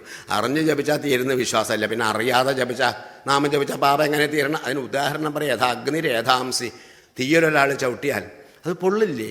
അത് അറിഞ്ഞ് ചവിട്ടിയോ അറിയാതെ ചവിട്ടിയോ ഒന്നും ചോദിക്കാറില്ല. ചവിട്ടിയാൽ പൊള്ളും. അയ്യോ സോറി കേട്ടോ, ഞാൻ കണ്ടില്ല, സോറി ഒന്നും വേണ്ട, ഇനി വേണമെങ്കിൽ ചവിട്ടിക്കോളും, തൊട്ടാൽ പൊള്ളുമെന്ന് മാത്രം. അത് തീയിൻ്റെ അഗ്നിയുടെ ധർമ്മമാണ്. ഔഷധം ഗതാൻ, മരുന്നിൻ്റെ ധർമ്മമാണ് രോഗം മാറ്റും. അത് അറിഞ്ഞ് കഴിക്കണമെന്നും വേണ്ട, അറിയാതെ കഴിച്ചാലും രോഗം മാറും ഇല്ലേ? പലപ്പോഴും നമുക്കറിയോ ഈ മരുന്ന് എങ്ങനെ രോഗം മാറ്റും? നമുക്കറിയേണ്ട, അത് പഠിച്ച വൈദ്യരോ ഡോക്ടറോ പറയാം. നമ്മളത് കഴിക്കേണ്ട ബാധ്യതയുള്ളൂ. അത്ഭുതമാണ് നമ്മുടെ രോഗം മാറ്റും.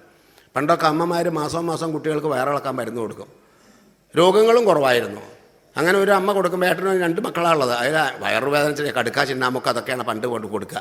വയറുവേദനിച്ചിട്ട് ഒരു രക്ഷയില്ല. അന്ന് 2ാമത്തെ മകൻ തീർച്ചയ്ക്ക് ഇനി ഈ പരിപാടിക്ക് എന്നെ കിട്ടില്ല, അമ്മയ്ക്കുണ്ട് എല്ലാ മാസവും ഒരു വയറിളക്കാൻ മരുന്ന് തരണം, ഇനി എനിക്കിത് തരരുതേ പറഞ്ഞു. അവൻ പറഞ്ഞാൽ കുറച്ച് പോക്കിര. 2ാമത്തവൻ എപ്പോഴും പോക്കിര. 2ാമത്തവളായാലും 1ാമത്തത് സാരല്ല, 2ാമത്തെ ആളാണ് എവിടെ പോയാലും. അപ്പോൾ അമ്മയ്ക്കാണെങ്കിൽ വാത്സല്യം കൊണ്ട് കൊടുക്കാണ്ടേയും വയ്യ. അമ്മ എന്ത് ചെയ്തു? മധുരമുള്ള മരുന്നൊക്കെ ഉണ്ടല്ലോ അപ്പോൾ അത് വാങ്ങി വെച്ച് മൂത്ത മകനോട് പറഞ്ഞു, രാത്രി നീ മരുന്ന് കഴിച്ചോ ചോദിക്കും, ഇത് വയറിളക്കാനുള്ളതാന്ന് പറയരുത്, എന്നാന്ന് എൻ്റെ അനിയൻ കഴിക്കില്ല പറഞ്ഞു. ശരി പറഞ്ഞു. വൈകുന്നേരം ഊണ് കഴിച്ചപ്പോൾ നീ മരുന്ന് കഴിച്ചോ? കഴിക്കില്ല, അച്ഛൻ അങ്ങനെ കൊടുന്നു വെച്ചാൽ മതി, കണ്ടാൽ മതി ശരീരം, അതെടുത്ത് കഴിക്കുക. അപ്പോൾ അനിയൻ ഇതെന്താ ഏട്ടനോട് ഇത്ര വലിയ വാത്സല്യം, ഇതെന്താണെന്ന് ചോദിച്ചു. അത് ഏട്ടൻ്റെ ശരീരം കണ്ടില്ല ഇങ്ങനെ പരോശമായിട്ട്, അത് അച്ഛൻ കൊണ്ടുവന്നാൽ നീ എടുത്ത് കഴിക്കരുത്, നിനക്ക് പിന്നെ മധുരമുള്ളത് എന്ത് കണ്ടാലും നീ വെച്ചേക്കില്ല. അപ്പം മധുരമുള്ളതാ തീർച്ചയായും, എന്നാൽ എനിക്ക് വേണമെന്നായി, നന്ന് തരാം, ഒന്നും തരാൻ പറ്റില്ല, അത് ഏട്ടനുള്ളതാണ് എന്ന് പറഞ്ഞിട്ട് 2 സ്പൂൺ അവനും കൊടുത്തു. നല്ല മധുരണ്ടേ. അവനറിയില്ല അത് വയറിളക്കാനാണ്. ഏട്ടനറിയാം. ഏട്ടൻ ലുങ്കിയൊക്കെ എടുത്ത് തയ്യാറായിട്ടുണ്ട്. ഇവൻ ജീൻസൊക്കെ വലിച്ചിട്ട് പൂത്തോളിൽ ക്രിക്കറ്റ് മാച്ച് ഉണ്ട്, അങ്ങോട്ട് പോയി ബസ്സിൽ. ഇവൻ അറിഞ്ഞാലും അറിഞ്ഞില്ലെങ്കിലും പകുതി എത്തിയില്ല, പാൻറ്റൊക്കെ നാശമായി, അവൻ തിരിച്ചു വന്നു. മരുന്നിനറിയാൻ പെരുമാറാൻ. അപ്പം അതുപോലെയാണ് നാമജപത്തിൻ്റെ പാപമല്ല, പാപവാസന പോലും നശിക്കും. നാമജപത്തിൻ്റെ ശക്തി ചില്ലറയൊന്നുമല്ല, അവിടെ വാക്കിൽ ഒതുങ്ങുന്നതല്ല. തിരുവനന്തപുരത്തെ മുറജപത്തിന് വന്നിരുന്നു ബ്രാഹ്മണർ. അതിലൊരു ബ്രാഹ്മണന് രാജ്ഞിയെ കണ്ടപ്പോൾ ഒരു ഭ്രമം, എങ്ങനെയെങ്കിലും രാജ്ഞി ഒന്ന് പ്രാപിക്കണം, നോക്കണേ ഓരോരോ ആഗ്രഹം. രാജ്ഞിയെ ഓയ്ക്കനോട് പറഞ്ഞു, ഇങ്ങനൊരു ശുദ്ധന്മാരെ ബ്രാഹ്മണരുള്ളത് തുറന്ന് പറയും, അങ്ങനെയുണ്ട്. ഇങ്ങനൊരു മോഹം തോന്നി, രാജ്ഞി ഒന്ന് പ്രാപിക്കണം. അതിനെന്താ, ഞാനൊരു മന്ത്രം പറഞ്ഞുതരാം, 21 ദിവസം ജപിച്ചാൽ മതി. 21 41 ജപിക്കും ഞാൻ. കാരണം രാജ്ഞിയെ പ്രാപിക്കാൻ പറഞ്ഞ ചില്ലറ കഥയാണോ? മന്ത്രം ഉപദേശിച്ചു കൊടുത്തു. ഇയാൾക്ക് പിന്നെ ഊണ് ഉറക്കൽ തന്നെ ജപിക്കുക, സിദ്ധി വരുത്തണം പറഞ്ഞു. ഇരുന്ന് ജപിച്ചു 21 ദിവസം. കാരണം വലിയ ആഗ്രഹമില്ല. അപ്പം എന്ത് കഷ്ടപ്പാടും അനുഭവിക്കാൻ തയ്യാറായി. 21 ദിവസം ജപം കഴിഞ്ഞു. 22ാമത്തെ ദിവസം വഹിക്കാൻ ചോദിച്ചു, കാര്യം സാധിച്ചു ചോദിച്ചു. സാധിച്ചു പറഞ്ഞു. എങ്ങനെ ചോദിച്ചു, ഇപ്പയ്ക്ക് അത് വേണം തോന്നണില്ല പറഞ്ഞു. അതിനായി ഈ മന്ത്രം പറഞ്ഞു കൊടുത്ത ഈ നാമജപം 21 ദിവസം ജപിച്ചാൽ ഈ ദുർവാസന മനസ്സൊന്ന് പോവാനാ. അതാ നാമജപത്തിൻ്റെ മഹത്വം. അത് അറിഞ്ഞുകൊണ്ടാണ് ജോഹിക്കാൻ പറഞ്ഞത്.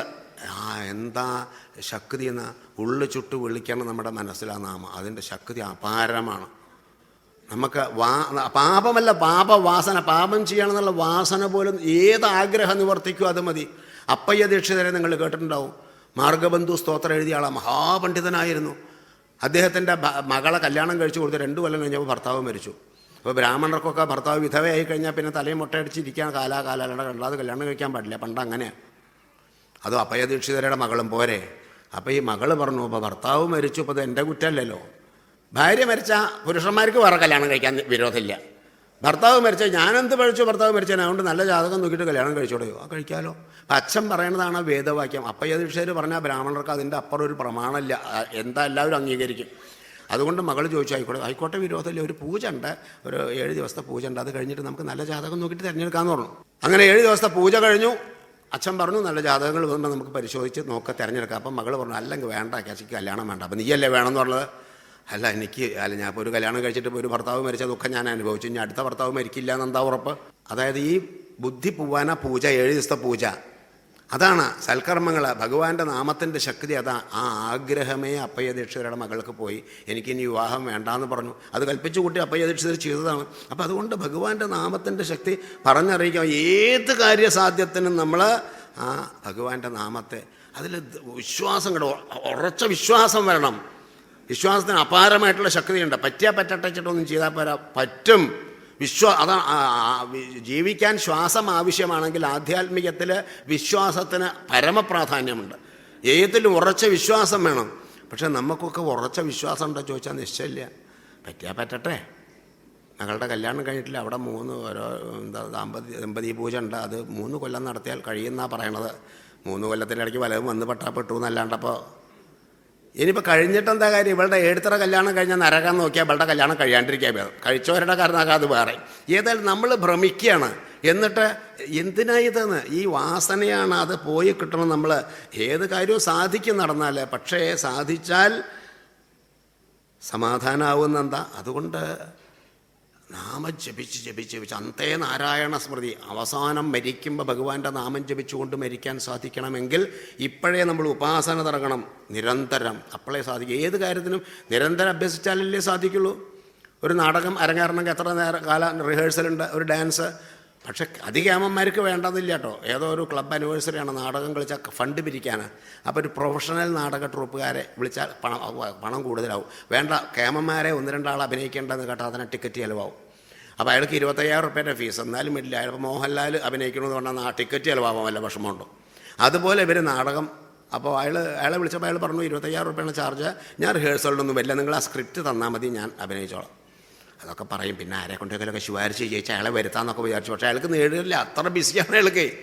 അവസാനം അയാൾ വന്നു, അയാൾ സ്ക്രിപ്റ്റ് അയാൾക്ക് തെറ്റിയാൽ തിരുത്താനും അറിയാം, അതൊന്നും വിഷമമൊന്നുമില്ല. കേമന്മാർക്ക് അങ്ങനെയാണ്. തെറ്റിയാൽ പ്രേംജിയൊറ്റ അഭിനയിക്കുമ്പോൾ വന്ന് സ്റ്റേജ് മൈക്കാണ്, മൈക്കുമ്പിൽ തലയാണ് മുട്ടിയിട്ടാണ് കൂക്കി നാടകത്തിന്. പ്രേംജി 2 അടി പിന്നാക്കം അങ്ങോട്ട് നീട്ട് അങ്ങോട്ട് നോക്കിയിട്ട് ഞാൻ അപ്പോഴേ പറഞ്ഞാൽ ഈ ഭസ്മക്കൊട്ടത്ര താത്തി കെട്ടി നോക്കരുതെന്ന്. എല്ലാവരും വിചാരിച്ചു നാടകത്തിലുള്ളതാണ്. അത് അവരുടെ കഴിവാണ്. അതുമാതിരി ഇയാളോട് പറഞ്ഞു, ഇയാൾ റിഹേഴ്സലിന് വരില്ല പറഞ്ഞു. ആര് ശുപാരിച്ച് കൊണ്ട് ഇവർ മറ്റവരൊക്കെ റിഹേഴ്സലിന് വന്നു, ഇയാൾ റിഹേഴ്സലിന് വരില്ല. പക്ഷേ ഇയാളുണ്ടാവുകൊണ്ട് ടിക്കറ്റ് നല്ലോണം ചിലവായിട്ടാണ്. ആ നാടകത്തിൽ അവസാനം ഒരു രംഗമുണ്ട്. എന്തായാലും അവനെയൊക്കെ അയാളാ നായികയോട് പ്രശാന്തേ, ഒന്നുകിൽ നീ ചാകണം, അല്ലെങ്കിൽ ഞാൻ ചാകണം, അല്ലെങ്കിൽ 2 പേരും ചാകണം. അങ്ങനെ ഡയലോഗുണ്ട്. അയാൾ റിഹേഴ്സലിലൊന്നും വന്നില്ല. അയാൾ പറഞ്ഞു, ശാന്തേ, ഒന്നുകിൽ നീ ചാണകം, അല്ലെങ്കിൽ ഞാൻ ചാണകം, അല്ലെങ്കിൽ രണ്ടുപേരും ചാണകം. വലിയ വ്യത്യാസമൊന്നുമില്ല ചാകണം എന്നും ചാണകം എന്നും. കുറച്ച് റിഹേഴ്സൽ ഉണ്ടാവുക നല്ലത്. അവസാനം ഞാൻ നാമം ജപിച്ചോളാം എന്ന് പറഞ്ഞാൽ ഇപ്പം എത്ര ജപിച്ചാലും അവസാനം നാമജപം വരണമെന്നില്ല. അതുകൊണ്ട് നീ നിരന്തരമായിട്ട് അഭ്യസിച്ചാലേ ഏത് കാര്യവും സാധിക്കൂ. അഭ്യാസം വേണം. നാമം ജപിക്കുക. നമ്മൾ തൊട്ടതിനും എല്ലാം നാമം ജപിച്ചു. ഗോപസ്ത്രീകളെ കുട്ടിയെ കുളിപ്പിക്കുന്നതും അടിച്ചു വാരുന്നതും ഇടിക്കുന്നതും പൊടിക്കുന്നതും ഒക്കെ നാമം ജപിച്ചു കൊണ്ടായിരുന്നു. ഇതൊക്കെ അതിൽ വിസ്തരിച്ച് പറയുന്നുണ്ട്. ഒരു 7 ദിവസം മിനിമം പറയണം. അതാണ് അപ്പോൾ അവിടെ 1.25 മണിക്കൂർ കൊണ്ട് പറയാൻ പോണത്. എന്താ നമുക്ക് പറയാൻ സാധിക്കുക? എന്തോ ആവട്ടെ, അത്രയെങ്കിൽ അത്ര നമ്മൾ ഈശ്വര സ്മരണയോടുകൂടി ഇരുന്നോളൂ. മാത്രമല്ല ഇതിൽ ഒരുപാട് കാര്യം ശ്രദ്ധിക്കേണ്ടത്. അപരാധങ്ങൾ പഠിക്കണം. ഈ ഭക്തന്മാർ പ്രത്യേകം ശ്രദ്ധിക്കേണ്ടത് ഭഗവാൻ ഒന്നേ ഉള്ളൂ, പലതൊന്നുമില്ല. അത് ശിവനായിട്ടോ വിഷ്ണുവായിട്ടോ മുരുകനായിട്ടോ ആരായാലും വിരോധമില്ല. ദേവി വിഷ്ണു ശിവാദീനാം ഏകത്വം പരിചിന്ത. ദേവിയും വിഷ്ണു ശിവനൊക്കെ ഒന്നാണെന്ന് ബോധിക്കണം. ഭേദകർ നരകം വ്യാധി. ഇവർ വേറെ വേറെ എന്ന് കരുതരുത്. എൻ്റെ ഇഷ്ടദേവൻ ശിവനാണെങ്കിൽ അത് മതി. ഗുരുവായൂരിലിരിക്കുന്നത് എൻ്റെ ശിവനാണ്, ഇവിടെ ശംഖചക്ര ഗദാത്മധാരിയായിട്ടിരിക്കുന്നത് ഭാവന ചെയ്യുക. പഴനിയിലിപ്പോൾ മുരുകനായിട്ടിരിക്കുന്നത് എൻ്റെ ശിവനാണ്. ഒക്കെ അപ്പോൾ സ്വാമി ശരണമയ്യപ്പ എന്നല്ലേ അയ്യപ്പന്മാർ എവിടെ പോയില്ല അതാ വിളിക്കണം. ദേവീക്ഷേത്രത്തിലും അതന്നെ. അപ്പോൾ ഒരു ഈശ്വരനേ ഉള്ളൂ, അത് ബോധിക്കണം. അതാണ് MD രാമനാഥൻ അദ്ദേഹത്തിൻ്റെ ഒരു കൃതിയിലുണ്ട്. ഹരിയും ഹരനും ഒன்றே என்று അറിയാ തരുളനോ ശരി പാത്ത് ചൊൽവാരേ സാധുജനങ്ങൾ സന്മതിയിലേ. ഹരിയും ഹരനും ഒன்றേ. ശിവനും വിഷ്ണു ഒന്നാണെന്ന് നിങ്ങൾക്ക് ബോധിച്ചുകൂടെ? ഹരിയുടൻ 14 ലോകങ്ങളെ പാലിച്ചരുൾവാൻ ഹരി പശുപാശ വിമോചനൻ ഹരൻ പരഗതിയെ അരുൾവാനേ. ഹരി 14 ലോകവും കാത്തുരക്ഷിക്കണു. ഹരൻ പരമശിവനോ പശുപാശ വിമോചനൻ എല്ലാ ബന്ധനത്തിൽ നിന്നും നമ്മളെ രക്ഷിച്ച് മോക്ഷത്തിലേക്ക് നയിക്കുന്നു. പന്നഗശയനൻ ഹരി പന്നഗഭൂഷണൻ ഹരൻ. പാമ്പിൻ്റെ മുകളിൽ ഇങ്ങനെ കിടക്കണു ഒരാൾ പാമ്പിനെ കഴുത്തിൽ മാലയായിട്ട് ധരിച്ചിരിക്കുന്നു. ഇതൊക്കെ ഒന്നെന്നെയാണത്. പാണ്ഡവനക്ക് സാരഥി ഹരി പാശുപതോ കൊടുത്താൻ ഹരൻ. അർജുൻ്റെ സാരഥിയായിട്ട് നിന്നു മഹാവിഷ്ണു. അതേ അർജുനന് പാശുപതാസ്ത്രം കൊടുത്ത് അനുഗ്രഹിച്ചതാരാ? മഹാവിഷ്ണു, പരമശിവനാണ്. ഇതൊന്നാന്ന് ബോധിക്കരുതേ. വേറെയല്ല, ഒന്നാ. ഈശ്വരൻ ഒന്നേ ഉള്ളൂ. ഏത് പേരിൽ നിങ്ങൾ ഉപാസന ചെയ്തോളൂ, ഇത് ബോധിക്കണം. പിന്നെ എത്ര ഭക്തി ഉണ്ടായാലും ഓർക്കുക, നമ്മൾ ഒരിക്കലും എത്ര വലിയ ഭക്തനാണെങ്കിലും ലേശം ഒരു അഹങ്കാരം വന്നാൽ ഒരു കാലത്തും അവന് ഗതിയില്ല. അതുകൊണ്ട് അഹങ്കാരം എങ്ങാനും പരമഭക്തനായിട്ട് ഒരാൾക്ക് വന്നാൽ ആ ഭഗവാന് ഒരു മടിയില്ല. കാലിക്കോല് കൊണ്ടൊരു കൊട്ടു കൊടുക്കാനൊന്നും ഭഗവാൻ ഒരു മടിയില്ല. അതുകൊണ്ട് എത്ര ഭക്തനായാലും എന്തെല്ലാം കഴിവുകൾ നമുക്ക് ദൈവം തന്നാലും അഹങ്കരിക്കരുത്. കാരണം ഇതൊക്കെ ഭഗവാന്റെ വിഭൂതികളാണ്. ഭഗവാൻ ഒന്ന് സങ്കല്പിച്ചാൽ ഈ കഴിവ് പിൻവലിക്കാൻ വല്ല വിഷമമുണ്ടോ? ചെമ്പൈ വൈദ്യനാഥ ഒരു കച്ചേരി നടത്തുമ്പോൾ ശബ്ദം വന്നില്ല. എത്ര കൊല്ലം പാടിയാളാണ്. ഗുരുവായൂരപ്പൻ്റെ സങ്കല്പം വേണ്ടെന്ന്. അതിന് കാരണം വേറെ ഉണ്ട്, അത് പോട്ടെ. അപ്പം എത്ര യോഗ്യന്മാർക്ക് ഒരു നിമിഷം മതി. അതുകൊണ്ട് അഹങ്കാരം വരരുത്. വില്ലുമംഗലം പരമഭക്തൻ അദ്ദേഹം എഴുതിയതാ ഗോവിന്ദനാമ സ്തോത്രം. ഒരിക്കൽ കുറൂരമ്മയ്ക്ക് സമകാലികനാണ്. കുറൂരമ്മയ്ക്ക് വാർദ്ധക്യമായി, പൂജയ്ക്കാനൊന്നും വയ്യ. അപ്പോൾ ഒരു തവണ കുറൂരമ്മ അവിടെ സഹായത്തിനൊരു കൃഷ്ണൻ എന്ന് പറഞ്ഞിട്ട് നമ്പൂരിക്കുട്ടി നിൽക്കുന്നുണ്ട്. അവനോട്, കൃഷ്ണ, എത്ര കാലമായി ഒരു കൃഷ്ണ പൂജ ചെയ്തിട്ട്? എനിക്കാണ് കാഴ്ചയില്ല. ആ വില്ലുമംഗലം സ്വാമിയാരോട് ഒന്ന് പോയി പറയൂ. അദ്ദേഹം എങ്ങാനും വന്നാൽ മഹാഭാഗ്യം. അദ്ദേഹം വരുമോ നിശ്ചയില്ല. അദ്ദേഹം അത്ര വലിയ ആളാണ്. അതാ കുറൂരമ്മയുടെ ഭാവേ. ഒന്ന് പോയി പറഞ്ഞു നോക്കാം. സൗകര്യമാണെങ്കിൽ ഒരു പൂജപടം നടത്താം. ഞാൻ പോയി പറയാലോ പറഞ്ഞ് ഈ കുട്ടി പോയി സ്വാമിയാരോട്, ആരാ എവിടുന്നാണ്? കുറൂരമ്മ പറഞ്ഞയച്ചതാ. എന്താ വിശേഷം? അമ്മയ്ക്ക് കാഴ്ചയൊക്കെ കഷ്ടിയാണ്, ഒരു കൃഷ്ണപൂജ നടത്തണമെന്നുണ്ട്. അപ്പോൾ സ്വാമിയാർക്ക് സൗകര്യമാവുമെന്ന്. എന്താ അങ്ങനെ ചോദിക്കുന്നത്? സൗകര്യമാവുമെന്നോ? സന്തോഷമല്ലേ ഉള്ളൂ, പൂജ ചെയ്യല്ലേ. എപ്പോഴാണ് വേണ്ടത്? എപ്പോഴായാലും വിരോധമില്ല, സ്വാമിയാരുടെ സൗകര്യം പോലെ മതി പറഞ്ഞു. അപ്പോൾ എന്നാൽ ഈ 30 വ്യാഴാഴ്ച തന്നെ ആവാം. എന്തിനാണ് നീട്ടിക്കൊണ്ടുപോകണത്? ഇവിടെ അമ്മയെ വില്ലുമംഗലം വരാമെന്ന് പറഞ്ഞു. അമ്മയുടെ ഒരു സന്തോഷം. വില്ലുമംഗലം പൂജ കഴിച്ച് അവസാനം പ്രസാദം സ്വീകരിക്കാൻ ഭഗവാൻ നേരിട്ട് വന്ന് വാങ്ങുന്ന, ഭഗവാനെ പ്രത്യക്ഷമായിട്ട് കാണാം. ഇതിൽ എത്ര സിദ്ധിയാണ് വില്ലുമംഗലത്തിന്. അദ്ദേഹം ഇവിടെ വന്ന് പൂജ നടത്തുക പറഞ്ഞാൽ എന്തൊരു ഭാഗ്യ, എൻ്റെ മഹാഭാഗ്യം. സന്തോഷം കൊണ്ട് മതിമറന്നു കുറൂരമ്മ. പറഞ്ഞു, ഉണ്ണി നേരത്തെ വരണം, ആ പൂജയ്ക്കുള്ളതൊക്കെ ഒരുക്കി വെക്കണം. സ്വാമിയാർ വരുമ്പോഴേക്ക് കാഴ്ചയൊക്കെ കുറവാ അമ്മയ്ക്ക്. അതിനെന്താ അമ്മേ ഞാൻ വരില്ലേ പറഞ്ഞു. പിറ്റേ ദിവസം രാവിലെ സ്വാമിയാർ വരുന്ന ദിവസം പൂജയ്ക്കുള്ള സാധനങ്ങളൊക്കെ അതാത് സ്ഥാനത്ത് വെക്കണ്ടേ. തീർത്ഥം ഒരു ഭാഗത്ത്, കുളവണി, ഓരോ സ്ഥാനം ഉണ്ടായില്ലേ പൂജയ്ക്ക്. അതിൻ്റെ വിധ അറിയണ്ടേ. കാണാനില്ല, കുട്ടിയെ കാണാനില്ല. എവിടെ പോയി ഈശ്വര? സ്വാമിയാർ ഇപ്പോൾ വരില്ല, കൃഷ്ണ കൃഷ്ണ എന്ന് വിളിച്ചും കൊണ്ട് നടക്കുകയാണ്. കാണാനില്ല കുട്ടി. അവൻ നേരത്തെ വരാമെന്ന് പറഞ്ഞാൽ ഇങ്ങനെ പറയും, കാണാറില്ല, എന്ത് പറ്റിയെന്ന് അവന്. അപ്പോൾ ചെറിയൊരു കുട്ടി വിളി കേട്ടു, അമ്മ എന്നെ വിളിച്ചോ ചോദിച്ചു. അപ്പോൾ ശബ്ദം കൊണ്ട് അവനല്ല. നീ ഏതാ ഉണ്ണി? ഞാൻ, എൻ്റെ പേര് കൃഷ്ണ എന്നാണ്, അമ്മ എന്നെ വിളിച്ചു തോന്നി. ഉവ്വ ഉണ്ണി, ഇവിടെ നിന്ന് വില്ലുമംഗലം പൂജയ്ക്ക് വരാമെന്ന് പറഞ്ഞിട്ടുണ്ട്. അപ്പോൾ ഇതൊക്കെ ഒരുക്കാൻ ഇവിടെ സഹായത്തിന് ഒരു കൃഷ്ണൻ വരാറുണ്ട്, അവനെ കാണാനില്ല, അതാണ്. അപ്പോൾ ഇതിപ്പോൾ ഒരുക്കുകയും വേണം. അപ്പോൾ ഈ കുട്ടിയോ, ഞാൻ ഒരുക്കി തന്നാൽ മതിയോ അമ്മേ? ശബ്ദം കൊണ്ട് 5-6 വയസ്സായിട്ടുള്ളൂ കുട്ടിക്ക്. ഉണ്ണിക്ക് പൂജയ്ക്കൊക്കെ ഒരുക്കാനറിയോ? ഭക്തന്മാരൊക്കെ ഒരുക്കണ കണ്ടിട്ടുണ്ടാ? മതിച്ചാൽ ഞാൻ ഒരുക്കി തരാം. എന്നാൽ ഉണ്ണി വലിയ സന്തോഷമായി. ഇതെല്ലാം പിടിക്കുന്നുണ്ട്, അതൊന്ന് ഒരുക്കൂ പറഞ്ഞു. അമ്മ എന്തോ അകത്ത് പോയി വന്നപ്പോഴേക്കും ഒക്കെ ഓർഡറിൽ സങ്കല്പിക്കല്ലേ വേണ്ടു. ഇതങ്ങനെയൊക്കെ മതിയോ ചോദിച്ചു. അമ്മ സൂക്ഷിച്ചു നോക്കിയപ്പോൾ അതികേമായിട്ട്, എൻ്റെ ഉണ്ണി ഇത്ര പെട്ടെന്ന് എങ്ങനെ ഉണ്ണി ഇതൊക്കെ ഒരുക്കിയത്? അസലായിട്ടുള്ള ഉണ്ണി, നന്നായി ഏതായാലും നീ വന്നത് എന്നൊക്കെ പറയാണ്. അപ്പം അങ്ങനെ ഇരിക്കുമ്പോൾ എനിക്ക് കദളിപ്പഴമൊക്കെ കണ്ടിട്ട് കഴിക്കാൻ തോന്നുന്നു. ഉണ്ണി അങ്ങനെ പറയരുത്, അത് പൂജിക്കാനുള്ളതല്ലേ, കണ്ണന് നേദിച്ചാൽ ഇതൊക്കെ ഉണ്ണിക്കുള്ളത് തന്നെയല്ലേ എന്നൊക്കെ പറയാണ്. അങ്ങനെ എന്തിനു പറയണു? വില്ലുമംഗലം വരാറായി, അതാ ശബ്ദം കേൾക്കുന്നുണ്ട്, പല്ലക്കല വരിക, പടിക്ക് പോയിട്ട് കൂട്ടി കൊണ്ടുവരണം. ഞാൻ കൊണ്ടുവരാമേ, അമ്മ എന്തിനാ വിഷമിക്കണത് എന്നൊക്കെ പറഞ്ഞു. ആ പല്ലക്കൻ്റെ മുളക്കം കേട്ടു, പടിക്കിൽ ഓടിച്ചെന്നു. ആ പല്ലക്ക് അവിടെ നിർത്താണ്ട പോവുക. അപ്പോൾ പല്ലക്ക് ചുമക്കനോട് ചോദിച്ചു, എവിടേക്കാ? സാമൂതിരി കോവിലകത്തേക്ക് പൂജയ്ക്ക് പോവുക പറഞ്ഞു. അപ്പോൾ സാമൂതിരി പെട്ടെന്ന് ആളെ പറഞ്ഞയച്ചപ്പോൾ ഇത് മറന്നു. സാമൂതിരി എന്താ വെച്ചാൽ ഭഗവാനെ നേരിട്ടൊന്ന് കാണാലോ, അദ്ദേഹം പൂജിക്കുമ്പോൾ. സാമൂതിരി അല്ലേ, അവിടെ പോയി. അവിടെ ഗംഭീരമായിട്ടുള്ള ഒരുക്കങ്ങളൊക്കെ ഉണ്ട്. അവിടേക്ക് പൂജയ്ക്ക് പോയി. കുട്ടി വന്നിട്ട് പറഞ്ഞു, അമ്മേ സ്വാമിയാരെന്ന് വരില്ല അത്രേ. സ്വാമിയാർ വരില്ലേ? എന്താ ഉണ്ണി പറയണത്? സ്വാമിയാരെന്ന് വരാമെന്ന് പറഞ്ഞതാണല്ലോ. അതെ, സ്വാമിയാർ ഇവിടെ നിർത്താണ്ട പോയി. ചോദിച്ചപ്പോൾ സാമൂതിരി കോവിലകത്ത് പൂജ ഉണ്ട്, അങ്ങോട്ട് പോവുകയാണെന്നാണ് പറഞ്ഞത്. അമ്മ ഇങ്ങോട്ട് തളർന്നു. എൻ്റെ ഉണ്ണി മോഹിപ്പിച്ചുവല്ലോ സ്വാമിയാർ. എത്ര കാലമായി ഒരു പൂജ ചെയ്തിട്ട്. ഇവിടെ വരാമെന്ന് പറഞ്ഞു, എല്ലാം ഒരുക്കിയിട്ട് സ്വാമിയാർ എന്നോട് ഇങ്ങനെ ചെയ്തുവല്ലോ. എൻ്റെ ഉണ്ണി, ആർക്കും വേണ്ടാത്ത എന്നെ സഹായിച്ച നീ ഏതാ? അമ്മേ, ഞാനിവിടെ അടുത്തുള്ളതാണ്, അമ്മയ്ക്ക് എന്നെ അറിയാം. എന്തിനാ അമ്മ ഇങ്ങോട്ട് നോക്കൂ? എന്തിനാ ഉണ്ണി കണ്ണ് കാണാൻ വയ്യാത്ത ഈ അമ്മയെ പരിഹസിക്കണത്? അല്ല, അമ്മയ്ക്ക് എന്നെ കാണാം, അമ്മ ഇങ്ങോട്ട് നോക്കൂ. അപ്പം സൂക്ഷിച്ചങ്ങോട്ട് നോക്കിയപ്പോഴാ എന്തോ ഒരു എൻ്റെ ഭഗവാനെ, ഞാൻ എന്തായി കാണണേ? സാക്ഷാൽ ഗുരുവായൂരപ്പൻ പൊന്നുണ്ണിയല്ലേ എൻ്റെ മുമ്പിൽ വന്ന് നിൽക്കണത്. എൻ്റെ കണ്ണ എത്ര നേരം ഈ അമ്മയുടെ മുമ്പിൽ നിന്നിട്ട് അമ്മയെ പരീക്ഷിക്കുകയായിരുന്നു അല്ലേ? എൻ്റെ കണ്ണന് വിശക്കണില്ലേ? കാണാൻ വരൂ, എന്താ അമ്മ തരേണ്ടത്? അമ്മ, എനിക്ക് ഈ പഴം തന്നാൽ മതി. വരൂ. വാരി പുണർന്ന് ആ കുട്ടിയെ മടിയിൽ വെച്ച് ഈ കദളിപ്പഴം എടുത്ത് ഭഗവാന്റെ വായിലേക്ക് കൊടുക്കുക. സാക്ഷാൽ ഭഗവാനാണ്. ഇതുവരെ മനസ്സിലായില്ല. നോക്കിയപ്പോഴാ ഒരു തേജപുഞ്ചം. അങ്ങനെ കൊടുത്തുകൊണ്ടിരിക്കുന്നു. അവിടെ സാമൂതിരി കോവിലകത്ത് പൂജ നടക്കണം. സാമൂതിരി വന്നിട്ടുണ്ട് കൃഷ്ണനെ കാണാനേ. പൂജയൊക്കെ ഭംഗിയായിട്ട് ചെയ്തു. അവസാനം സമർപ്പണമാണ് കൃഷ്ണായ വാസുദേവായ ദേവകീനന്ദനായ ച നന്ദഗോപകുമാരായ ഗോവിന്ദായ നമോ നമ. ഇത്രയാവും ഭഗവാൻ വന്നിട്ട് പ്രസാദം വാങ്ങും. ഭഗവാനെ കാണാനില്ല. വീണ്ടും ഒരു തവണ കൂടെ ചൊല്ലി, അപ്പോഴും കാണാനില്ല. കൃഷ്ണ, നീ എവിടെയാണ്? അപ്പോൾ ഒരു അശരീരി ഉണ്ടായത്ര വില്ലുമംഗലം. ഇന്ന് നീ എന്നെ വിളിച്ചാലും വരാൻ പ്രയാസമാണ്.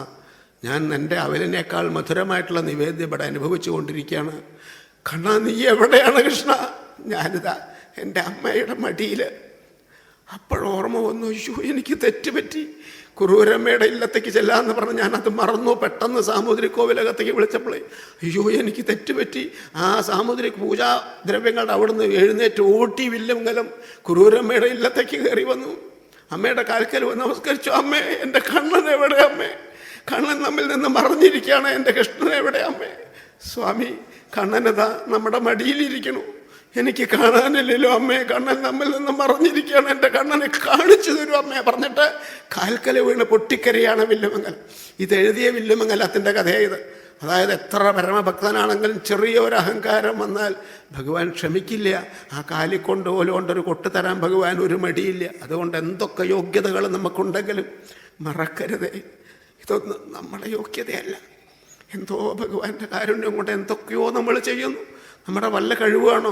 എപ്പോഴെങ്കിലും എൻ്റെ ആണെന്ന് തോന്നിയാൽ കഴിഞ്ഞു, അതോടുകൂടി. അതുകൊണ്ട് ഒരിക്കലും അഹങ്കാരം തോന്നരുതേ, ആ ഭഗവാന്റെ നാമത്തെ മറക്കരുതേ എന്ന് പറയുകയാണ്. ഒരുപാട് പറയാനുണ്ട്, എന്തോ കുറച്ച് പറഞ്ഞു. നമ്മുടെ സമയം കഴിഞ്ഞു. ഇല്ലേ?